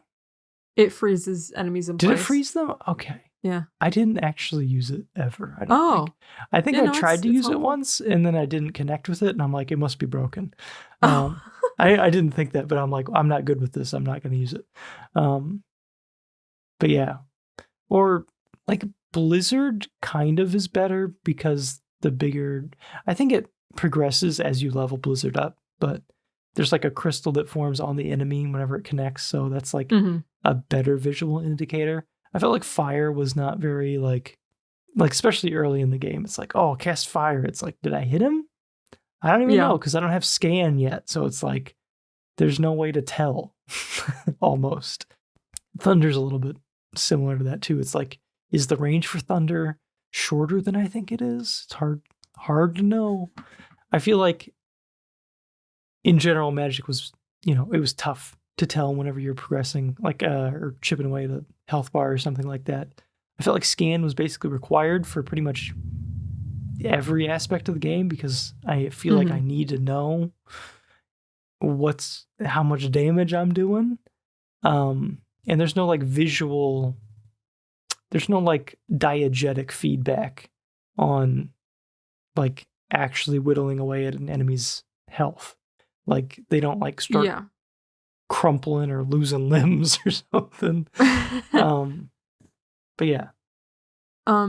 One thing I also want to point out about scan. So you know how in the game, when at the very start you pick like the sword, the staff, or the shield, and then you give one up? Yes. And how those affect your starting stats? They also affect what abilities you unlock at which level. Oh. And there's a specific setup that you can pick that will not give you scan until I think around level 40. I wonder if that was me. When did you get scan? Later. What? I think I got it later. Oh my god. It felt like it took a while. Oh, I was going to say, I'm pretty sure before you started playing, I told you to do a specific thing because I knew that it would give you scan early. I did it wrong, by the way. Okay. Yeah. Well. What did you tell me? You told me to pick the sword. Yeah, give up the shield. Give up the staff. Give up the staff. Yeah. Or sorry, my neighbors are practicing I don't know, taijutsu or something right now, so okay. There might be some banging in the mic, but yeah, you said give up the staff. So what I did was I was like, oh, I better pick the shield. So I picked the shield for the second time because in my head I'm like, oh, I'm picking two of the things I want. And no, I was giving up the shield. No. Yeah, I didn't read. That's usually my undoing. Okay. Yeah, I wonder which setup you got. But yeah, it can change your experience quite a bit. Yeah, I was fairly weak. Yeah. I was a little bit of a glass cannon the whole game. Yeah. So that'll do it. Yeah. Not recommended. Yeah. One suggestion, one idea that I had, I guess, was to take the numbers that you get whenever you like do damage to an enemy in Final Fantasy X and probably other Final Fantasies as well. But to have that in this game, I feel like would have been maybe fairly rewarding to see that number get bigger as you get better gear and level up your strength stat. Or maybe just like a better like visual indicator of like, okay, see, I know that this Keyblade is stronger, but I don't have like a great grasp on what that means. So it's like, okay, I'm going to battle with this one and then I'm going to battle with this one. So it's like, oh, the number went from 36 to 42. So it's like, I know it's like I see that it's stronger. Yeah. As opposed to trying to like gauge a health bar. Yeah. So yeah. I will say that the feedback, I think, improves in Kingdom Hearts 2 because they basically like improved the visual effect of the health bar getting chipped down to where you can like see more clearly the amount of damage you just did. Mm-hmm. So to me, they kind of fixed it a little bit and made it a little bit more satisfying. But yeah, I think the numbers thing is like an interesting solution that would work. Yeah, and it feels like it's appropriate because it's just co-opting something from Final Fantasy. Yeah. So, which is, they're in the game. Or maybe it would have been like a fun aspect of Scan where it also does that. I don't know. Yeah. Or I feel like honestly Scan shouldn't be an ability though. It should just be part of the game. It is weird to lock like something as basic as a health bar behind an ability. I felt that way in Final Fantasy where Scan is like a character thing. At some point they did kind of ditch that idea, but not in Kingdom Hearts. I think we're still hanging on to the Scan ability. Okay, Morgan, I want to ask you about summons. Okay. I know from our previous conversation that you do not use them too much, but no, I forgot which one do you like the most? Maybe just in concept. I don't know. I think the most partial to Simba because I am a Lion King girly. This explains a lot. Yeah. Yeah, it does. It does. Big fan of Tinkerbell. Also explains a lot. And she was just like, from the tier list, the only tier list I saw, because I'm like, which of these summons is the best? And they were like Tinkerbell. And I'm like, oh, okay, I'll be on the lookout for when I get Tinkerbell. She just basically heals you constantly throughout the fight, or like fight, whenever you summon her. And that feels kind of busted because you got like Donald healing you as well. So it's just like you don't really have to think about your health for a little bit and you can just kind of wail away at a boss or something. It's good. It's good. She also heals the other party members as well, so you don't have to worry about like. That's nice. I don't know if she revives them. Not positive. Okay.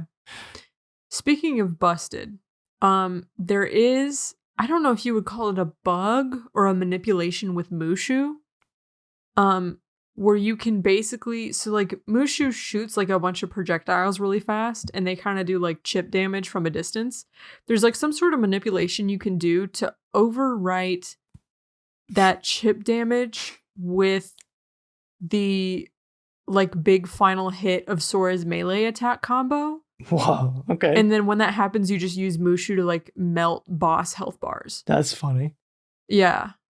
I don't know exactly how to do it, but I've seen it in practice and it is pretty wild and busted. What's like the biggest boss in the game? Is it Sephiroth? Sephiroth, yes. Okay. I would love to see a Mushu just annihilate Sephiroth. I don't know. Can you summon Mushu without your party members there? Oh. I'm struggling to remember how. Wait, do you have to fight Sephiroth by yourself? You do, don't you? I thought you did. I think you're right. I think you do in Kingdom Hearts 2. Spoilers. He's back. So many Sephiroth spoilers. Did you play the remake of 7? Jesus Christ, I don't know what is going on. Oh, I can't hear anything, but yeah, they can. I did. I played up until I'm trying to remember. Oh, so there's like a motorcycle guy you fight, and I beat that boss fight. And then, but yeah, I have played the remake, yes. Oh, okay. Okay. Didn't beat it, but I have played a decent amount of it. Yeah, I was curious if you were going to get into the Rebirth whenever it comes out, but I guess not yet, if you ever do. Yeah. No, I'm interested. I'll get to it eventually. Just, it's been, busy. It's one of the few games that has released like a demo. That was kind of a big deal. Good for I think them. Last week. And I'm like, oh, that's neat. Yeah, I respect that. It's a bit of like, I mean, it's obviously just marketing for them, but I feel like a demo is a fairly risky thing, but a very like pro-consumer addition to like your marketing rollout or whatever for a game. Because I think Silent Hills did that as well, and it kind of turned a lot of people off the game that I'm sure would have bought it and then figured out whether or not they liked it. So, yikes. So it is. I mean, that's why it's good, though. I mean, from the consumer perspective, because you get an idea on whether or not you actually want to spend 60 bones, 60 big ones on it, or 70. I don't know how much games cost anymore. But yeah. Continuing with the boss fight thing, I feel like now is a good time to mention, if we didn't already mention it in like the earlier sections, but this game is like really hard. It's like surprisingly difficult.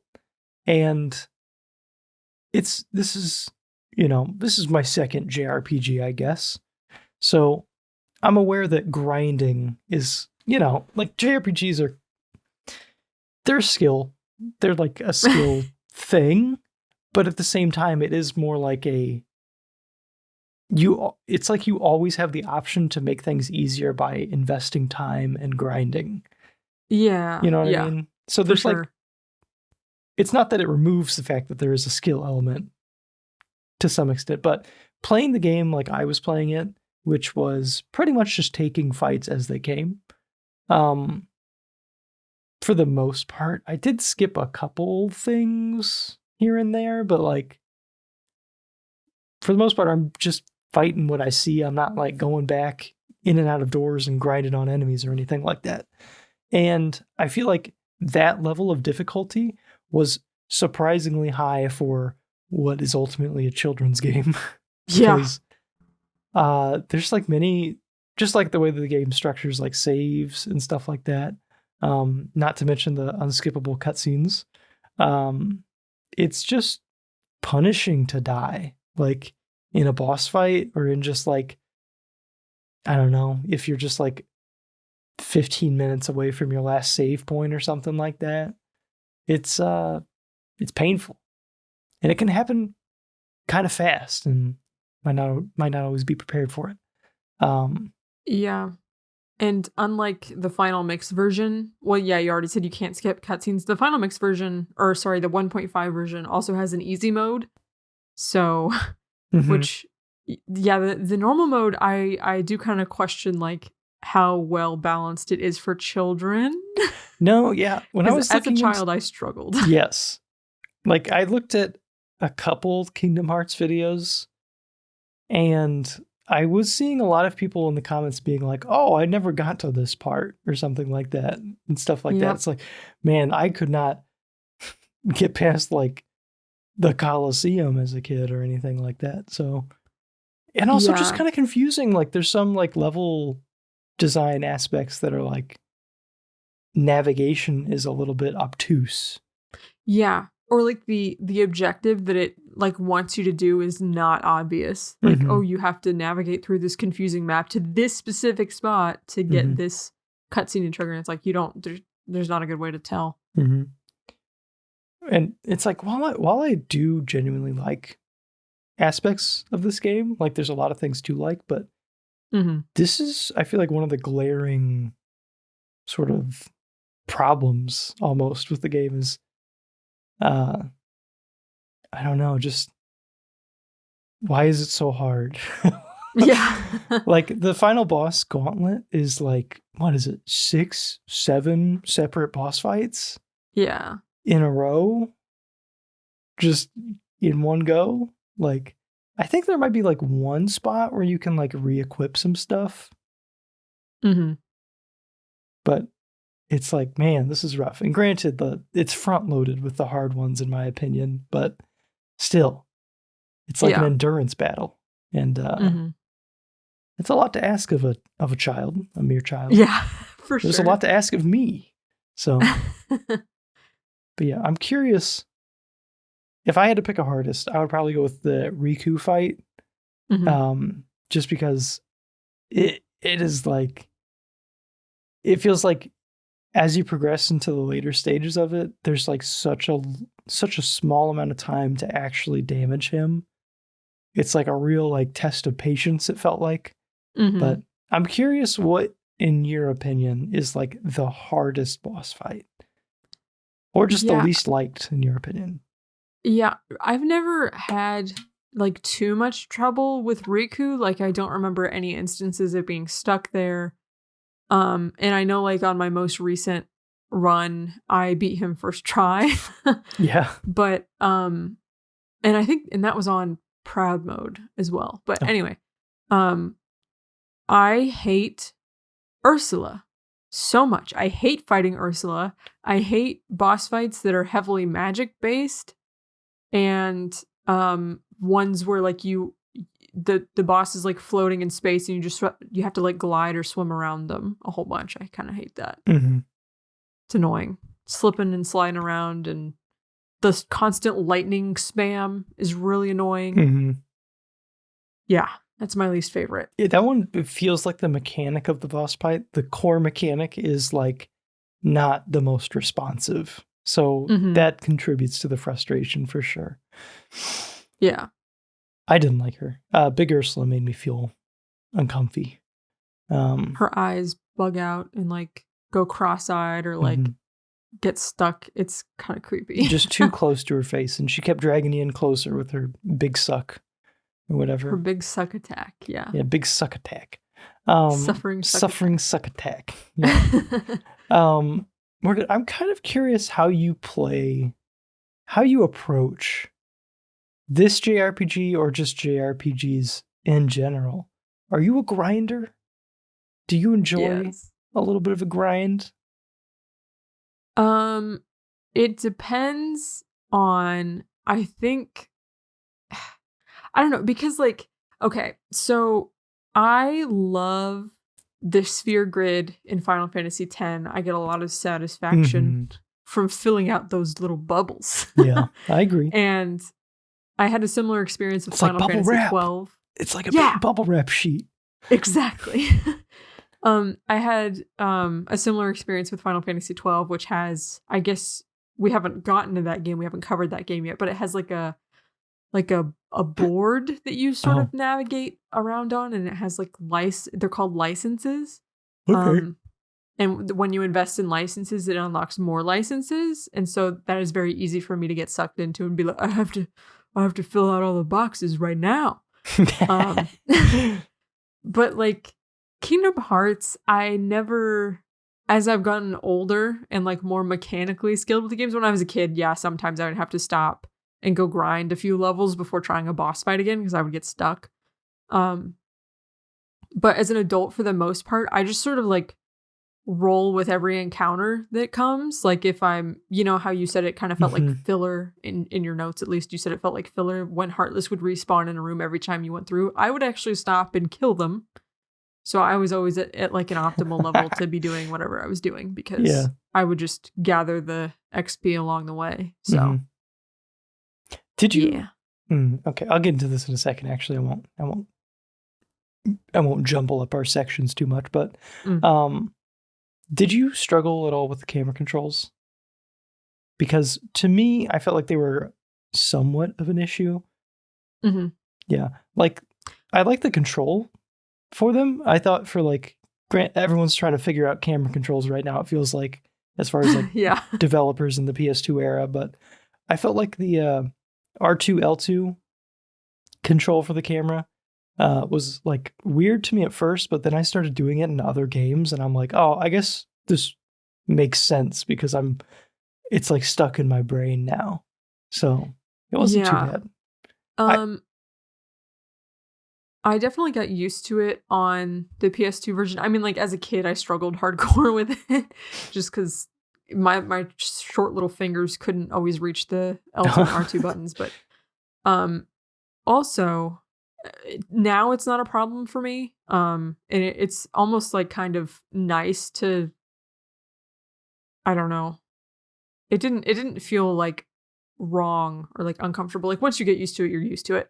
But for 1.5, they switched it to where I don't know if it's an option you can toggle, but you can control the camera with the left stick. Okay. Yeah. I feel like that'd be nice. They did. They did update camera controls for 1.5. I feel like I had issues with some geometry, like in many of the games we play, where being in like an interior setting kind of made things feel more claustrophobic than they needed to. When in regards to like moving the camera and looking around and stuff. I also felt like the lock-on system was like a good idea. Correct. For this type of game, it's like, okay, it's a hack and slash, and there's like an auto lock-on thing, which I think might actually be the better way to try to play the game, where it just locks onto the closest thing next to you and you walk around, and that is you locking onto something essentially. But sometimes when it's like a bunch of the same enemies, it's nice to be able to lock onto one and focus on that one. But on that same note, when there's like a lot of enemies, it's sometimes hard because sometimes you get a little jumbled around and you like lose track of whatever enemy you're trying to like attack or whatever. And then you got to like cycle through everybody. It's just a little too much, especially with like boss appendages and stuff like that. Yeah, it's like, no, I want to lock on the hands, not the feet or the torso or what. Yeah. It has like some method of determining what you're cycling through in what order, just like how close you are to it, I think. But yeah, it's just a little clunky. It wasn't like too unbearable.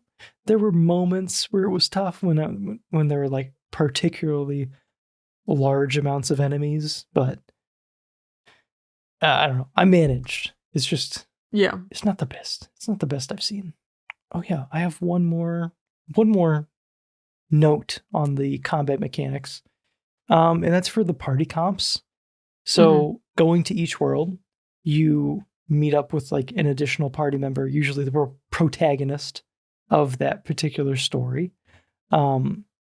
And to add them to your party, pretty much you always seemingly want to add them to your party. Like they're usually pretty strong. And it's give or take. But you have to opt to leave out either Goofy or Donald to bring them with you. And I was not a fan of that. I'm like, I want all the boys together. I want my boys with me, but I also want, Ariel with me or whatever. Yeah. And also when you switch out Donald or Goofy for the Disney party member, you also lose the option to do Trinities to get items. And that's annoying. That's mad clunky because sometimes you need the Trinities to progress. So it's like, oh, I gotta. All right. I mean, they conveniently put a save point right here, but it is clunky to be like, okay, now I got to go and do. And then it's like, wait, why did you even make it this way to begin with? Like, this isn't like. If it was like optional, like let's say the additional characters were always way better than Donald or Goofy, then it's like, oh, okay, then it's like I get a little bonus item or whatever for bringing Donald and Goofy, which is like taking the harder route or something in this instance. But yeah, it's just weird. Yeah, and that issue with like swapping out party members, that's not something that's changed until KH3, where you do get to keep everybody with you all at the same time. I think that's the way to go. Yeah. So do these spin-off games also have, this is maybe a dumb question, Morgan, but do these spin-off games like Birth by Sleep and stuff like that, do they also have Disney worlds? Yes. Okay. For some reason in my brain, I'm like, there's a chance that they'll like not spin off, but like, because obviously everything's a main story for some reason, but like the non-numbered ones only focus on like Kingdom Hearts stuff. But yeah, I guess that's not the case. Yeah, right. Every single game, as far as I'm aware of, except for maybe some of the I don't remember what it's called. Back key cover. The ones with the Unicorn Man and the Leopard Man. Are we talking about a Disney game right now? Or Disney? No. These are not Disney characters. I don't know if that whole shtick, whatever that is, has Disney stuff in it. But as far as I know, everything else does. Okay, I'll let the Kingdom Hearts fans decipher that one. Yeah. okay, let's move into, and we already touched on this a little bit, but let's move into character progression and customization. So, first question I have for you, Morgan, is how do you feel about RPGs that lock you into a certain path based on a choice in the beginning of the game? So think your Oblivions, think other games. My Oblivions. I am thinking of Dragon Age Origins. And Mass Effect. And I am totally fine with that, actually. It's a very like old school thing to do. I feel like most games now have respecking. Like Baldur's Gate theoretically would be like this, where it's like, oh, you're making a very consequential choice at the very beginning. And you kind of are with some things. You can't change everything. Like you can't change your race, your gender, or your god or deity. But you can change your class, which is, I think, an appropriate level of like, you're committing to some things, but you're not committing to absolutely everything. You're given like a little bit of flexibility to be like, okay, actually, I'd like to try being a sorcerer or something like that. So I think that's neat, but I do respect a game that's like, all right, you're picking a lane and you're sticking to it. Yeah. It's neat. Yep. And this game obviously does that same thing with the sword and wand and staff that we discussed, but also the discussions with Titus and Waka at the beginning of the game, where you have to kind of very vaguely decide your progression system that you'll be adhering to in regards to like gaining experience and leveling up. How do you feel about that aspect of the game? Because I feel like that's a very core, it's like picking between easy, medium, and hard, but it's veiled in a very obtuse way. Yeah, and it's not on a way that, or in a way that's going to register with any kids. No, absolutely not. And it's permanent. Yeah. I don't know. I think just like, so when I was a kid and when I didn't understand like the choice that I was making, I was answering them based on like personality. Right. Yes. Which is kind of what it's like leading you to do. Uh-huh. And I would always get like the middle of the road option, which I guess is like the normal rate for leveling up, because it's like average across the whole board. So like, but I don't know. It's kind of a funky thing to do. I don't know why they did that. I think it's maybe a foolish thing to do. Like this is the only game that does it. Yeah. It's like a core gameplay like mechanic, I guess, and you're putting it at the beginning of the game and not allowing the player to change it, which is, okay, maybe if you tell them what they're doing, like, which, yeah, I mean, like, you don't fully understand what you're doing with like the sword and the wand and this shield and stuff, I guess, but it's heavily implied, I was going to say, yeah, at least there you can kind of like infer like what the choices mean. You could figure that, you could suss that one out, but yeah. Asking what your favorite color of sunset is not really. What's your deepest fear? Oh, this means you're gonna level up slow as hell. Yeah. So is because it's not like, I guess I called it easy, medium, and hard, but that's not completely accurate. It's you level up faster to level 50 and then slower to the max level up normally, or level up slower to level 50 and faster to the max level. Yes, I think it's to level 60. 60. But okay. Yes. Is there a benefit to any particular one of those? Like I you recommended me to pick the one that's level up faster to 60. Yeah, because like as far as like I guess level scaling goes, or like what level you want to be at for the final boss, it's like 50 or above.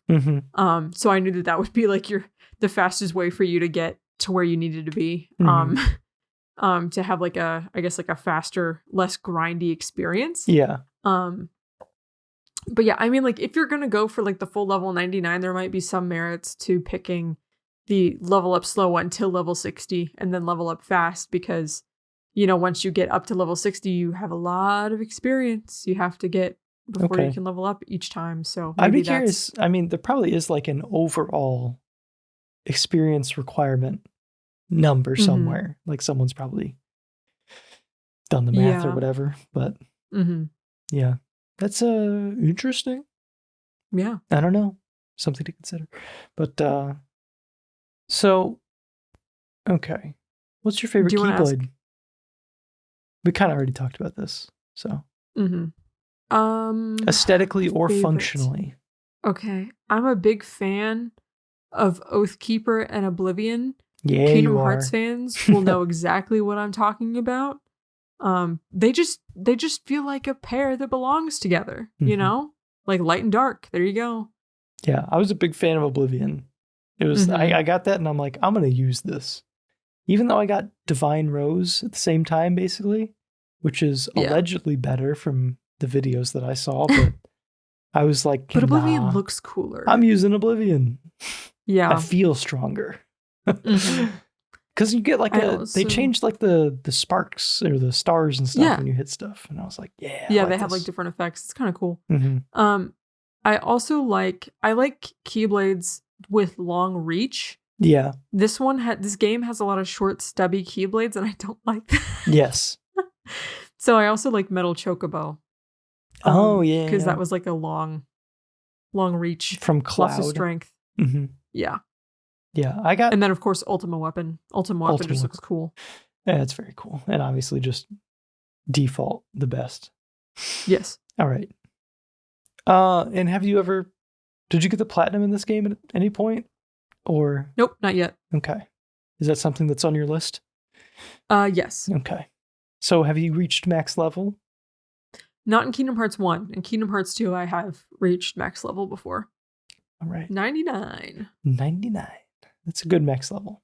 So there's like it's kind of like Final Fantasy where you just had like a couple different like equipment options, but in Final Fantasy you had like a very complex sphere grid to work with to build out a character. In this game you don't quite have that. Everyone levels up on a set path. You can choose abilities and stuff, which is something, but for the most part everyone just has a weapon and then a handful of like item slots that alter their stats in various ways. Do you feel like as a fan of Kingdom Hearts, a player of games, JRPGs and such, do you feel like you have a lot of like meaningful choice in regards to building out Sora, Gonald, and Doofy? Not really. Yeah. I feel like it's mostly linear. I mean, towards like the end game, you can definitely swap out your ability and item loadout to make like technically different builds that are more useful in certain scenarios, but you have to be familiar with the strategies and the scenarios to make that effective or like relevant. Right. Like if it's blind, you're not going to know what to even load out to. Mm-hmm. That being said, I have seen a run of Kingdom Hearts from Stickman Sham on YouTube and I think on Twitch, where he basically boosted Goofy's strength as much as he could. Like all the strength boosts he got in the game, he gave him to Goofy. Anything he could do to like up Goofy's strength stat, he did, and then essentially beat the game with Goofy.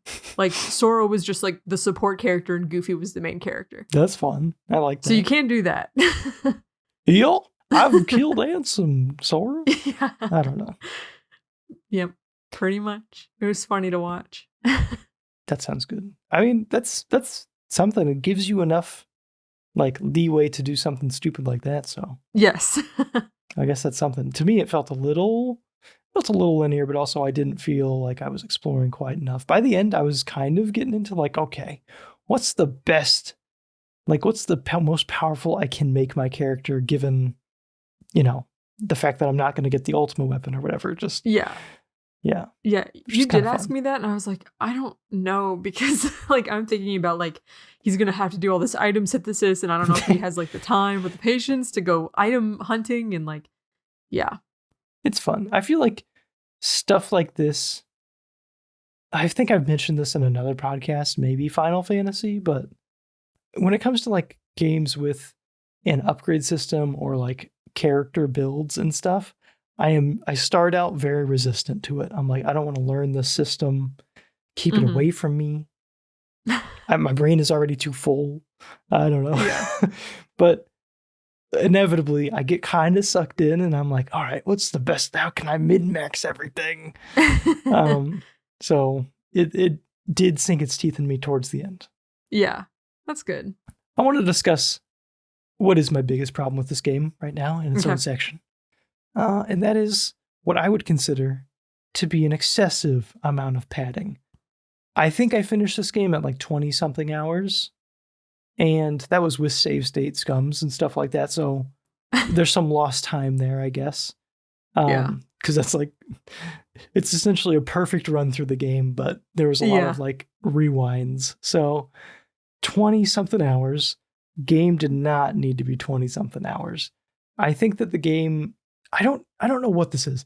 It has to be intentional, is what I'm thinking, where they wanted it to be a longer experience, longer than it maybe is warranted.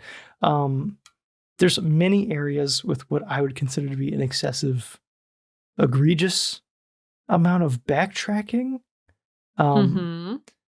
Tarzan's World, first example that comes to mind of like, wow, I gotta swing on these vines again.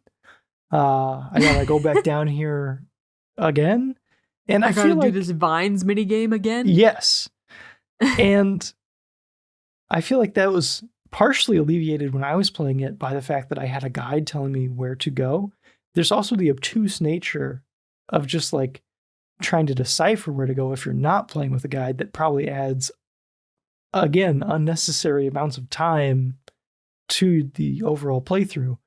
And Hollow Bastion, another good example where for some reason on this world, you can't teleport to different save spots. You have to start at the very beginning from what I understand. I just remember the second time you go back, it's like, oh, I'm at the beginning. I can't like go to the library or something like that, or go to like. Is that because it needs you to hit certain cutscene triggers and it doesn't want you to? I don't know. Maybe it's that reason, I guess. But I remember retrekking through Hollow Bastion was like, man, this was confusing the first time I was here, and now I gotta like do it all again. Yeah. And that's fun. Atlantis also just way too big, and also horribly laid out. The yellow when you see something like those yellow tridents, it's like, okay, someone play tested this and got fucking lost. So they had could not handle it. Yeah, they had to put up these like traffic signs to show you where to go. Literally just giant arrows. It's funny, but yeah. Also, the having to wait sometimes for a dolphin to swim by. Oh, the dolphin thing was fucked up. You're not in combat. That was fucked up. You can't be in combat, and then it has to swim by. It's frustrating. Yeah, I don't really like Atlantis. Mm-hmm. I mean, so before I get into some of the other padding elements of the game, you would largely agree, I assume, with the backtracking element? Yeah, I feel like I'm trying to think. It's a combination of, I think, obtuse world design that it's confusing to. Sometimes it's like hard to map out the world and understanding how all these rooms are connected, because some of the rooms have like random detours and like drop off points that lead to other places, and it's like, what? Yes, I'm confused. Mm-hmm. And it's the combination of that and sometimes not being able to interact with things during combat that makes it doubly frustrating, because it's like, I just want to grab the dolphin, or like I just want to open this thing or light this thing or do whatever, and I can't. That's true. Like, it doesn't give you the option to skip out on the grinding for some parts. Yeah. Where, you like have to kill enemies to like flip a switch or or whatever. Turn on the light bulb or open the knob or the... Yes. Yeah. Yeah. Which is dumb. It's because you can't flee. There's no flee button in this game. There's no. It's not a random encounter you can flee from, or like a random encounter in Dragon Quest where it's appearing on the world and you can decide whether or not to engage with it. Yeah, so, no options there. Yeah, you're kind of just getting forced into it often. Yep. All right, gummy ships. I want to talk about gummy ships. Is this the final appearance of the gummy ship? No. God damn it! Why? However, is it different? Yes. Okay. Yes. Okay. This game has the most, I think, horrendous gummy ship gameplay. It is like I did it once. The first time I did it, I'm like, I don't even. This is kind of bad. And then I had to do it again to travel to a new world. I'm like, oh, I'm gonna have to do this every time I travel to a new world. And then I went back to Traverse Town. I'm like, I'm gonna have to do this every time I fucking travel. And then I get the warp drive. I'm like, oh, it's a little better. And then it's, but yeah, it is never engaging in any way. Like, no, even at like the absolute slow. peak, the hardest parts of it, I'm like, this is not even remotely difficult engaging anything. I need to tell you there was an experience I had as a child. Did you mess with I'm assuming you didn't mess with the gummy ship editor at all. Do you know about that? I thought that was in Kingdom Hearts 2. I knew it was a thing. Okay, yeah. It is in Kingdom Hearts 1. You can go to Sid in Traverse Town and you can build your own gummy ship. Because I think from some treasure chests and from some of the things you destroy while in the gummy ship will get you gummy ship parts. Yes. And then you can build your own. Okay. As a child, I was like, oh, I'm going to build a gummy ship. Got into the menus. I got so fucking confused and overwhelmed. I could not handle it. Whatever half-formed creation I had, I exited out of the gummy ship creator, and then that was my ship that I had equipped. And for some reason, I couldn't figure out how to get back to swap it back. And this gummy ship that I made, that I was stuck with for the rest of the game, had no guns. Honestly, don't need them. Well, towards the end, there are some obstacles, some like things that you have to like, some like giant asteroids that you have to shoot, or else you like just run into them and take a shitload of damage. Okay, I guess that's true. You do need some guns. So I was struggling. Like I couldn't shoot anything. Oh, it was pathetic. That's funny. I didn't realize that. Yeah. Because I was unlocking all the like upgrade stuff and I'm like, oh, okay. I guess I will do it if I feel like I need to. Never once felt like I needed to because it was just always strong enough to do everything. But yeah, that's fun. I like the idea of a gummy ship hard mode, you know? Well, it was even more boring because it's like I can't even keep myself entertained by like shooting anything. You're just cruising. Mm-hmm. It's like a loading screen, some long-ass loading screen. If it was shorter, it would be like, oh, that's kind of a neat way to disguise a loading screen. Maybe you just shoot like a couple asteroids and call it good.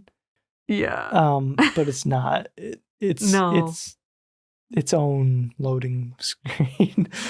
Yeah, I will say that KH2 Gummy Ship is way more engaging. Like, way more engaging. Good. I would have axed it if it was me, but, you know. Yeah. Yeah. I've played it, like, literally twice, and I said, this should not even be in the game. This is not adding anything. But yeah, just another example of, if I tallied up every Gummy Ship run that I had to do, I don't know what that would even be. Like an hour? Maybe. An hour of just Gummy Ship? Maybe. I think it could be something like that, which is dumb. Yeah. That is dumb.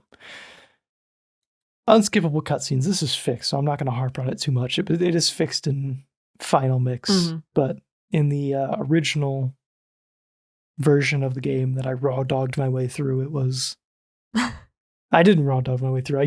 I never watched a cutscene twice because I had save states, but yeah, just another tiny example, but it's fixed, so it's whatever. The enemies respawning thing, I felt like was weird, but like makes sense because you got to give the player the option to grind. So it's like, well, it's there, but like we mentioned before, whenever it prevents you from interacting with something you need to interact with, it's like, well. Yeah, now that changes in Kingdom Hearts 2. Okay. Where despite being in combat, you can interact with things still. That's good. That's a good change. That's a green choice. Yeah. All right, Maureen. Okay. I got a JRPG question, philosophical question. How many JRPGs have you played? Like, does Pokemon count? Pokemon counts, sure. Yeah. Okay. Handful of Pokemon games. Pokemon, some Final Fantasy, Kingdom some Hearts. Final Fantasy, Kingdom Hearts. What else? Anything else? Does Fire Emblem count? Does Three Houses count? It's like a tactics no, game. not really. But yeah, it's maybe that's still a JRPG. I'm not sure. I don't know. Basically, what I want to get at is bad pacing par for the course with JRPGs? not like all, because I feel like the game should be balanced around the player who is just going to take the battles as they come, move from area to area, not grind. They're not grinding pretty much at all. They're just kind of playing the game on the straight path, and it shouldn't be dead easy. It should be normal. Yeah. I think that's what that should be. And hard could be, I'm going to skip battles. Easy could be, I'm going to grind. I feel like that's the ideal, sort of balancing act that you're shooting for. But I feel like in the recent JRPGs you've made me play, that I've kind of gotten... Final Fantasy X? Final Fantasy X probably would have been better if I played the game how it wanted me to. Because I did start skipping towards the end, and I didn't really engage with any of the side stuff, but... No. Yeah, I know. It was wrong. It was wrong. I admit. I've confessed my sins on the podcast.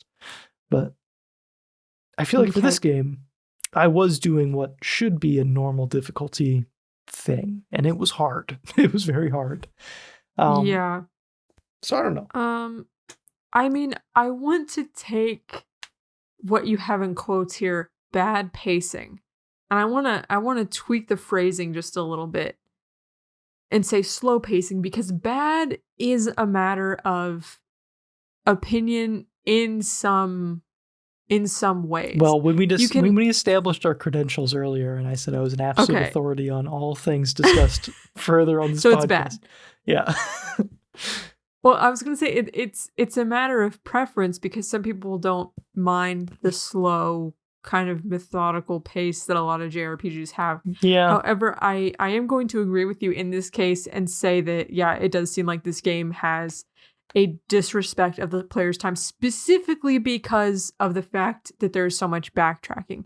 If it was just like kind of like slow, but there wasn't backtracking, like Final Fantasy X, for example. Yeah, that's true. Then you don't really have a problem with the pacing, but backtracking, I think, is the thing that detracts from feeling like you're wasting, or making you feel like you're wasting your time or whatever. I'll give that a big agree, and I'll rest my case there because I have to pee. I'll be right back. Okay. I considered making a joke when I got back that I forgot to hit record, but I thought that would spike your heart rate too much.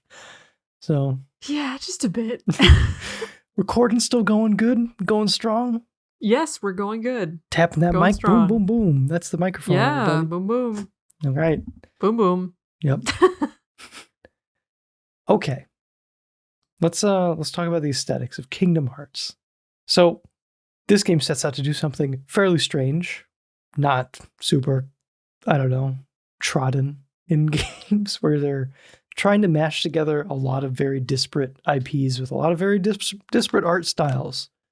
And just generally speaking, how well do you feel like it succeeds? Because I feel like it succeeds, but, and I'm sure you agree, but is there any like art style that you feel like they did not adapt as well? Or not in this game. Well, okay, I'm gonna be honest. The inside of Monstro was kind of weird. Yeah, that was weird, but I also like bowling alley carpet vibes. It was weird, but I kind of liked it on its own. And Pinocchio, I think, gets a little trippy, doesn't it? So it's like, yeah, something. But yeah, I'll give you that one. That one's a little weaker. Other than that, I think the Disney worlds are pretty strong, and I do love the like quote unquote original worlds so much. Mm-hmm. So like Destiny Islands, Traverse Town, and Hollow Bastion. Hollow Bastion's my favorite by far. Yeah. Let's quickly talk about Destiny Islands, because I was immediately smitten with Destiny Island. Like the second I saw it, I'm like, I absolutely love everything that I'm looking at. This is invoking such like a childlike feeling in me being here. It's great. Yeah. Well, it kind of reminds me of like Neverland and Peter Pan. Like it's just like a kid's dream getaway, Yes. basically. Yeah. And there's like zip lines. It's like, oh my God, this is crazy. Yeah. A tree house. Tree houses. Yeah. I would have messed around in Destiny Island for a very long time, I imagine. Yeah. As a child. Especially, oh man, I probably would have just like made a new save just to like mess around on there. If I was like, yeah. That's one of those things that I like. I'm sure as a kid I would have been like annoyed that I can't go back to Destiny Island from like the map or something to mess around. I think that also makes it have like so much more oomph. Like when the world gets destroyed, you're like, oh, I can never go back. Oh, that sucks. Yeah. I feel like that is such a thing for many games that I played as a kid where I like grew like a real connection to like the prologue area or like the tutorial world that you can't go back to. I'm trying to think of what games. Oh, Sly Cooper. I really like that opening section. Yeah. You can't do it again. The prologue. Yeah. No. That's the one. That's the one where I'm like, oh, I want to play that level again. And I can't. For some reason. Nope. Yeah. But anyway. Is there any world that you would have liked to have spent more time with or have seen like fleshed out further into a larger area?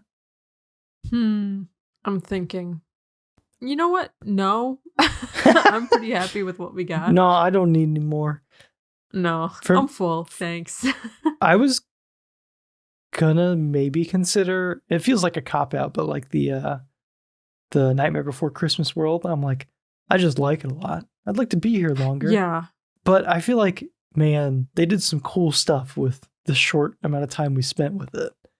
Like, yeah, they did. The final boss of just like the big, like roulette wheel thing. The roulette wheel plus like the him the scaling house. him thing. Yeah. Yeah, it was good. I liked it. And maybe their brevity is kind of what adds. You know, none of them overstay their welcome, it feels like. So I guess that's a plus. One section I want to just give a shout out to. It was early on in the game, but the stained glass section, where it's just kind of like a void with all the Disney princesses and the stained glass and stuff like that. There's a staircase in there of stained glass that I'm like, something about this is just very pleasing. That whole area was kind of nice, but it's very mysterious, moody. Yes. And there was something about the music in that area. I think the track is called Destati. I don't know how you're supposed to put. I don't know how to pronounce it, but I know how to spell it. It's there's something like, I don't know how to explain it. It's like a choir, and it's sort of like atmospheric, and it almost has like that combined with this stained glass almost kind of has like a dramatic, like religious cathedral feeling to it. That shit felt biblical. It was really cool. That shit felt Catholic. That was Catholic, dog. I liked it. I gotta say, so I'm very impressed with like this game's level of production value. And I assume that has to be a little bit of Disney money and time and, you know, I don't know, critiques and stuff like that to like really get it to like a very polished level. There's a lot of what I would call Nintendo like aspects to this game's polish and just like the tiniest things. So like Donald or Goofy or Sora goes to like cast a spell or heal somebody, they'll like call out their name, even for like you know, like the side characters that come in. They don't just have like a generic bark, they call their name, which is great. Like Ariel's calling everybody's name and we're calling Ariel's name, and that's cool. And also for the worlds where Donald, Goofy and Sora get like modeled to something that fits that world. So Nightmare Before Christmas and Atlantis. Is there another one? Or is it those two? Nightmare Before Christmas Atlantis. I think it was just those. It might have been right? just those, which is like neat. It's like they got remodeled, but like also like everything down to like their character portraits gets Yeah. redone and stuff. And it's like, that's like an unnecessary step, but is like a really like, It's noticeable. it's a nice like cherry on top kind of polish that is Mhm. like, I don't know. It is appreciated. Yeah. Yeah. It's neat. And just top it all off, like just the visual quality of the character models, specifically the Disney characters, I thought was pretty incredible. Like they look really good. Upscaled on, I was playing mostly upscaled on the PS2 emulator on the PC, but Mhm. Popping on to the CRT, it's like, yeah, those still look really good. So Yeah, and they still keep the charm of like their original 2D style, their art, I would say. yeah. It's preserved pretty well. It is, yeah. And the Final Fantasy characters being redone also looked very good. I feel like, honestly, the Kingdom Hearts characters were fine, but I felt like the least polished of them. Okay. I had some issues with their eyeballs specifically. Okay. Their iris or whatever was going on there, but also their eyelashes. Like any close up on Sora felt like I was looking at like a weird baby doll. Okay. I can't explain it better than that, honestly. Was it because the faces weren't always fully animated? Because sometimes you get shots where it's like the character is like fully animated. They're like really emoting, and some of them, their like mouths are opening and closing like they're on like Animal Crossing or something. Yeah. You know what I mean? Mm-hmm. Which is just like a standard like bop, like open, closed mouth, circle, whatever. I don't know. It was the eyes, the window to the soul that was really throwing me off.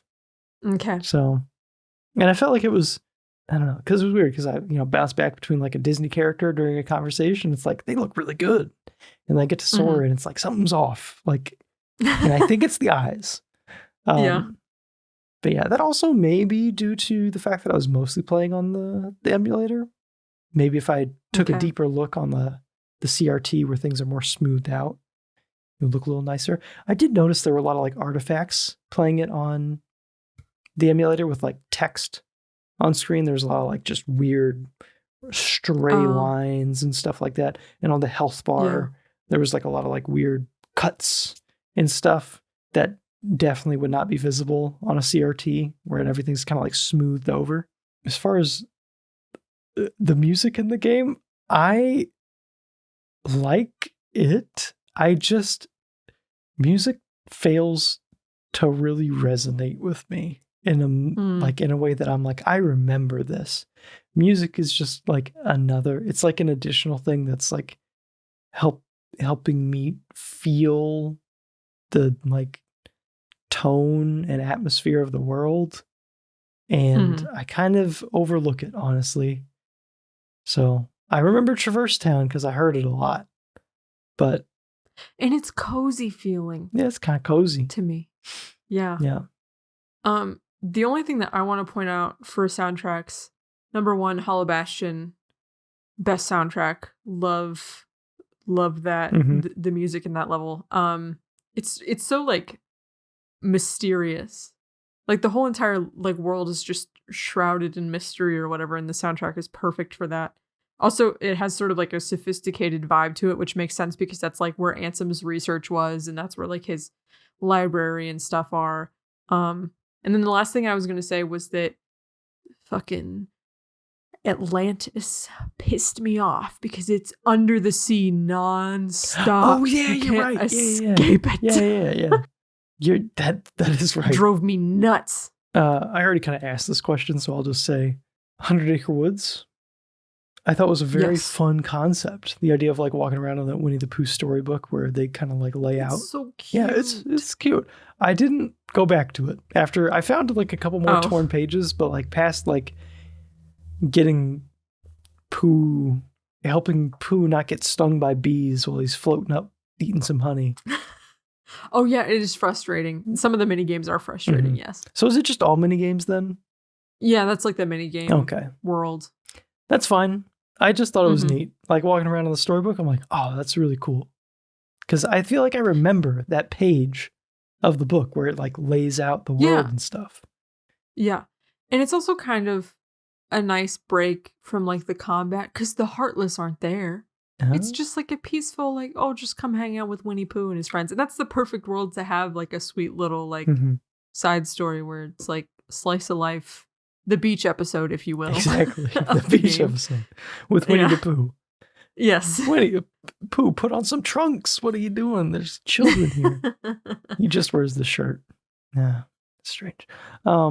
I love Winnie the Pooh. Winnie the Pooh is like unironically just like unironically an inspiration.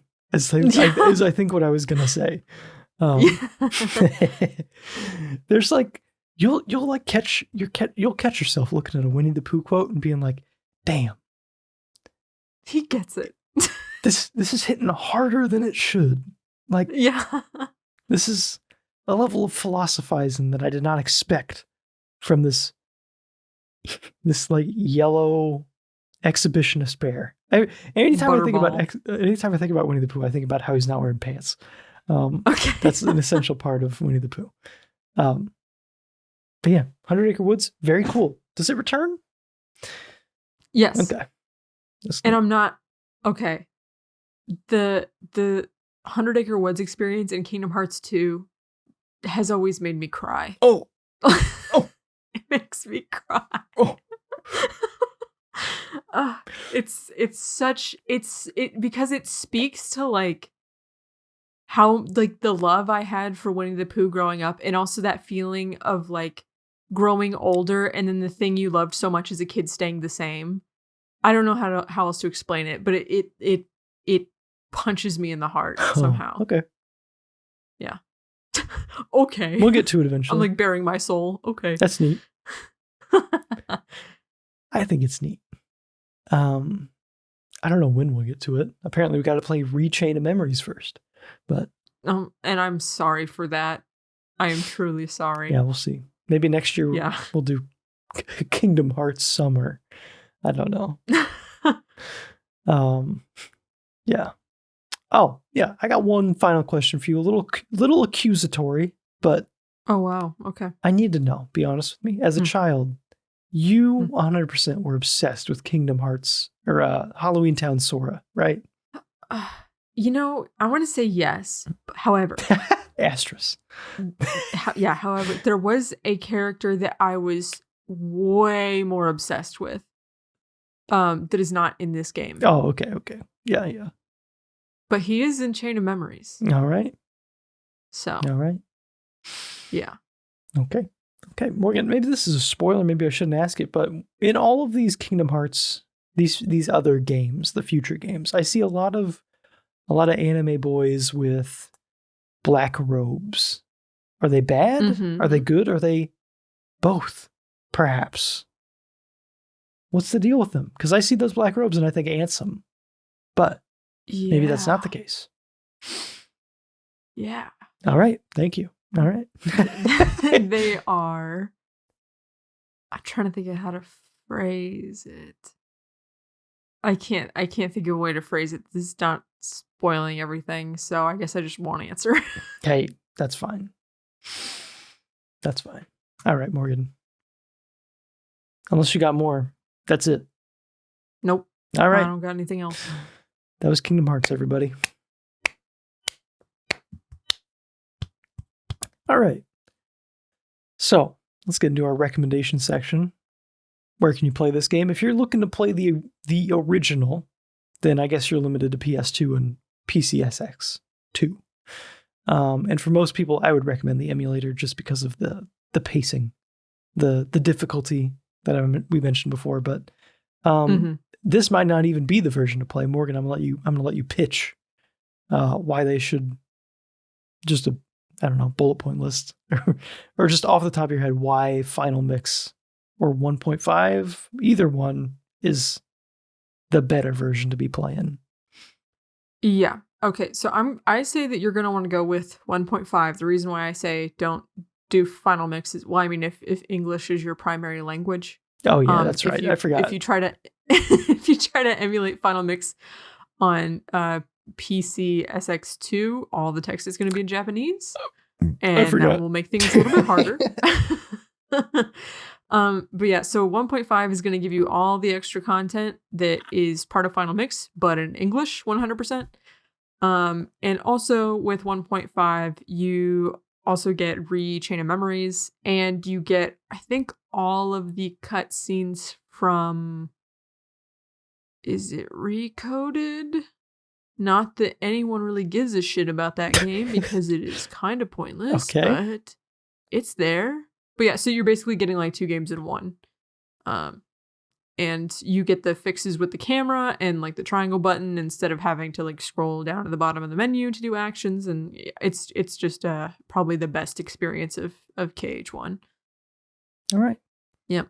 And that's on PS3, PS4, and everything above. It's also on Switch and stuff now, right? Don't do the Switch. Don't do the Switch version. It's streamed.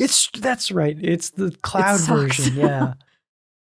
Is it on Xbox now too? Yes, it is. Okay, so it's on the Xbox platforms now too. So perfect. All right, Morgan. I'm not going to ask you if you recommend this game. Okay. I guess yes. I mean, unless you want. Yeah, come to my philosophy lectures every Tuesday where we talk about Kingdom Hearts lore. Yeah. This is not meant to be like, I'm not trying to bring balance to the force here. I'm just being genuine, being honest with myself. Would I recommend this game? I don't know. I mean, here's the thing. If you ask me, go back in time and talk to yourself before you played this game, assuming you're not playing it for the podcast, in which case you have to play it. You're contractually obligated to play it. But if I'm just like going to recommend myself something to do for 20 hours, I would say, Clayton, from the past, I don't know if this one's for you, man. I gotta be honest. Like, I'm not sure. Maybe we'll get to a later Kingdom Hearts and I'll be like, okay, it's clicking better. And now I think it's worth, it's worth the hump of maybe this first game to get to the later stuff. But I gotta be honest. I like it and I get why people like it. Definitely. Yeah. But I don't know if I'm the type of person that is built to maximally enjoy this game.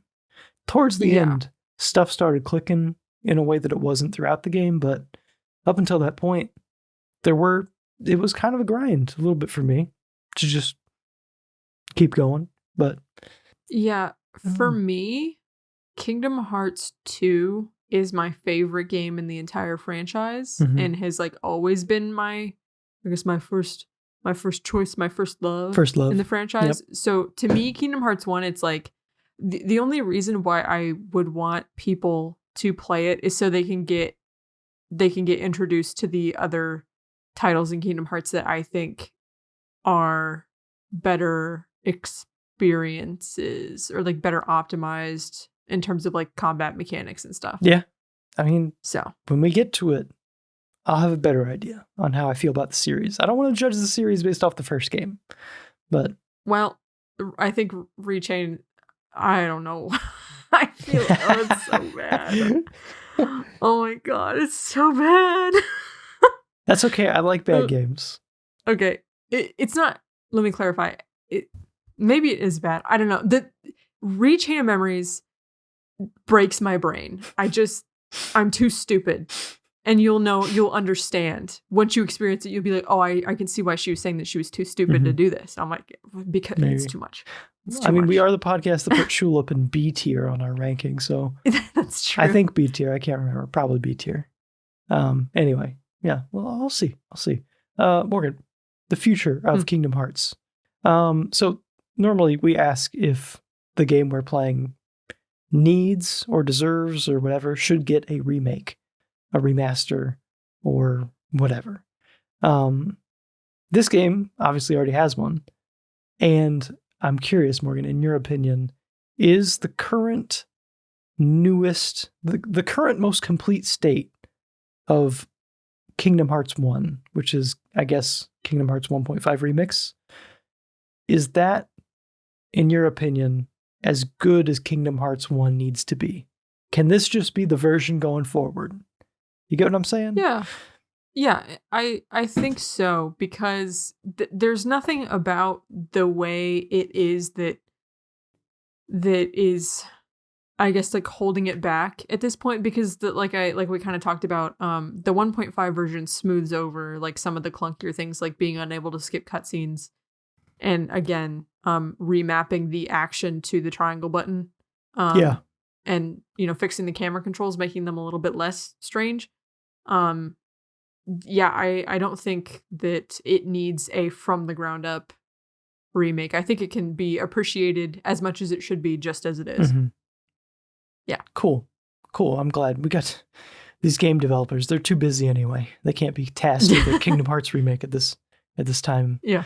So that's cool. And I feel like its art style is something that will hold up for a very long time. I guess indefinitely, honestly, because it's not only for photorealism. It's very stylized. It's good.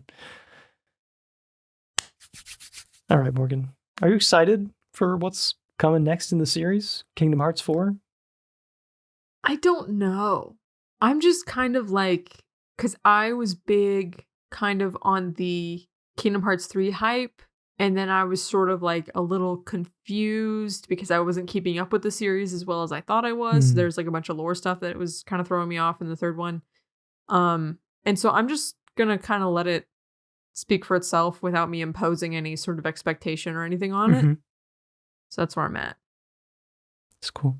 I'm excited for you to have a Kingdom Hearts 4. I'm excited for you to witness Sora in photorealistic Tokyo, Japan. He's a real boy. Yeah. Shibuya. Shibuya. That's going to be his new catchphrase. No, I'm kidding. I would cringe. I'd be like, you know what? No, thank you. Okay. No, thank you. And that's Kingdom Hearts. All right, Morgan. Yes. Next game. What is our next game, Morgan? Our next game. Oh boy, I'm so excited. It is Neopets, The Darkest Fairy. Spelled weird. So I'm going to pronounce it weird. Is that the correct spelling, or did I get it? That is the British or the UK English. The whatever that brand of English is called. That spelling. English 1.0, I like to call it. Sure. Yeah. No updates, no patches on it. No. So cool. This is an important game from your childhood. Yes, and Claire's childhood. I actually have with me the copy that I will be playing, which is the handmade. I'm showing it to you like I'm showing it to the audience. I'll take a picture and put it on the video. Yeah, you have to show them. Podcast, but this is a handmade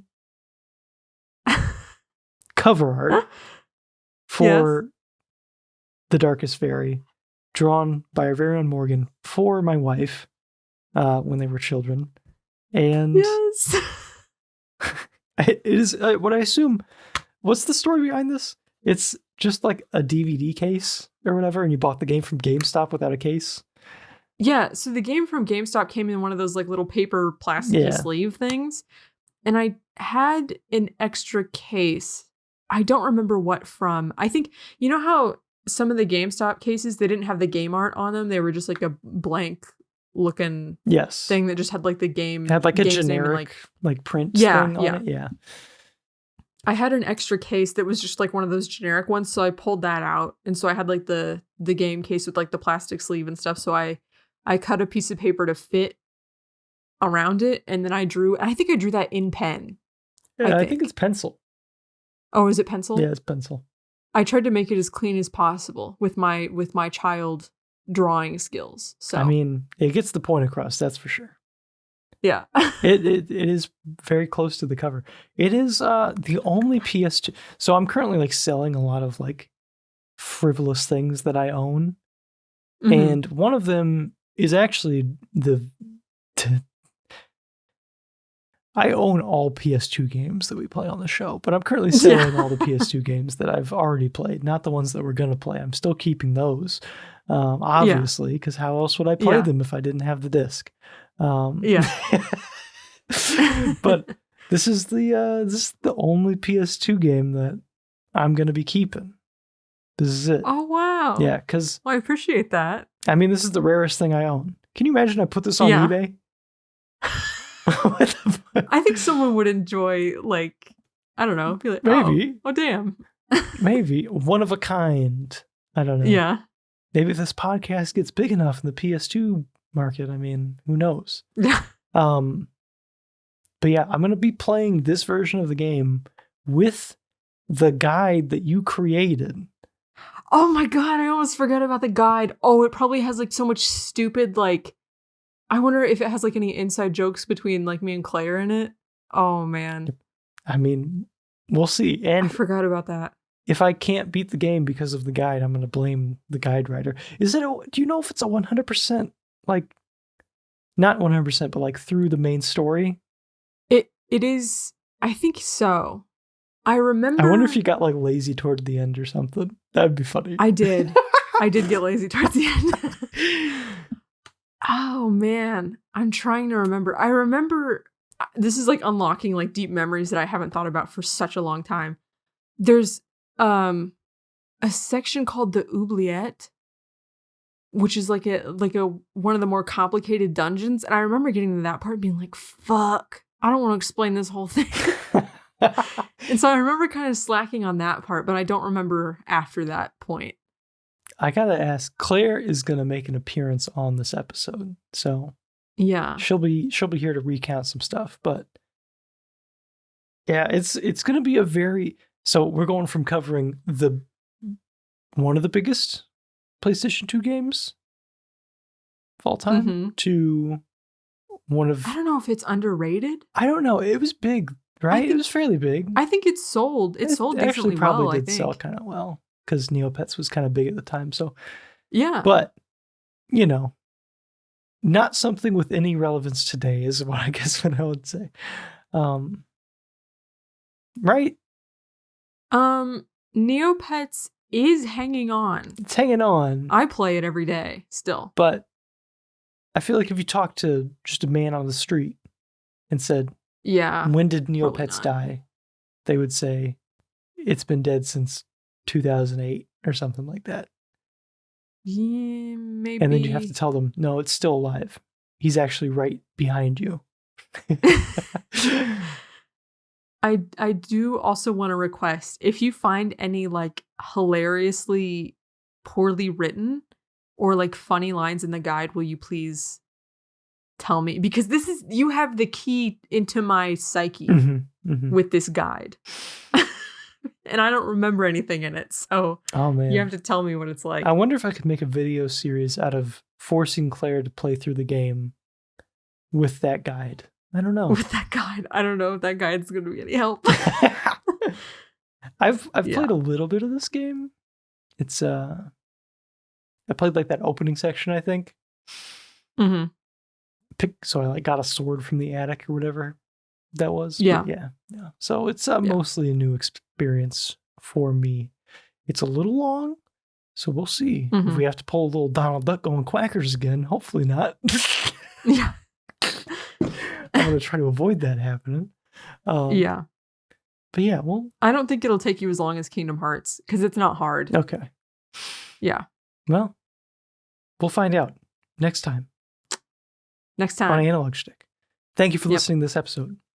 Please support the podcast by leaving a review or rating on whatever platform you like to listen on. Subscribe or follow to stay up to date with what games we're playing, and share the show with a friend who loves this generation of video games.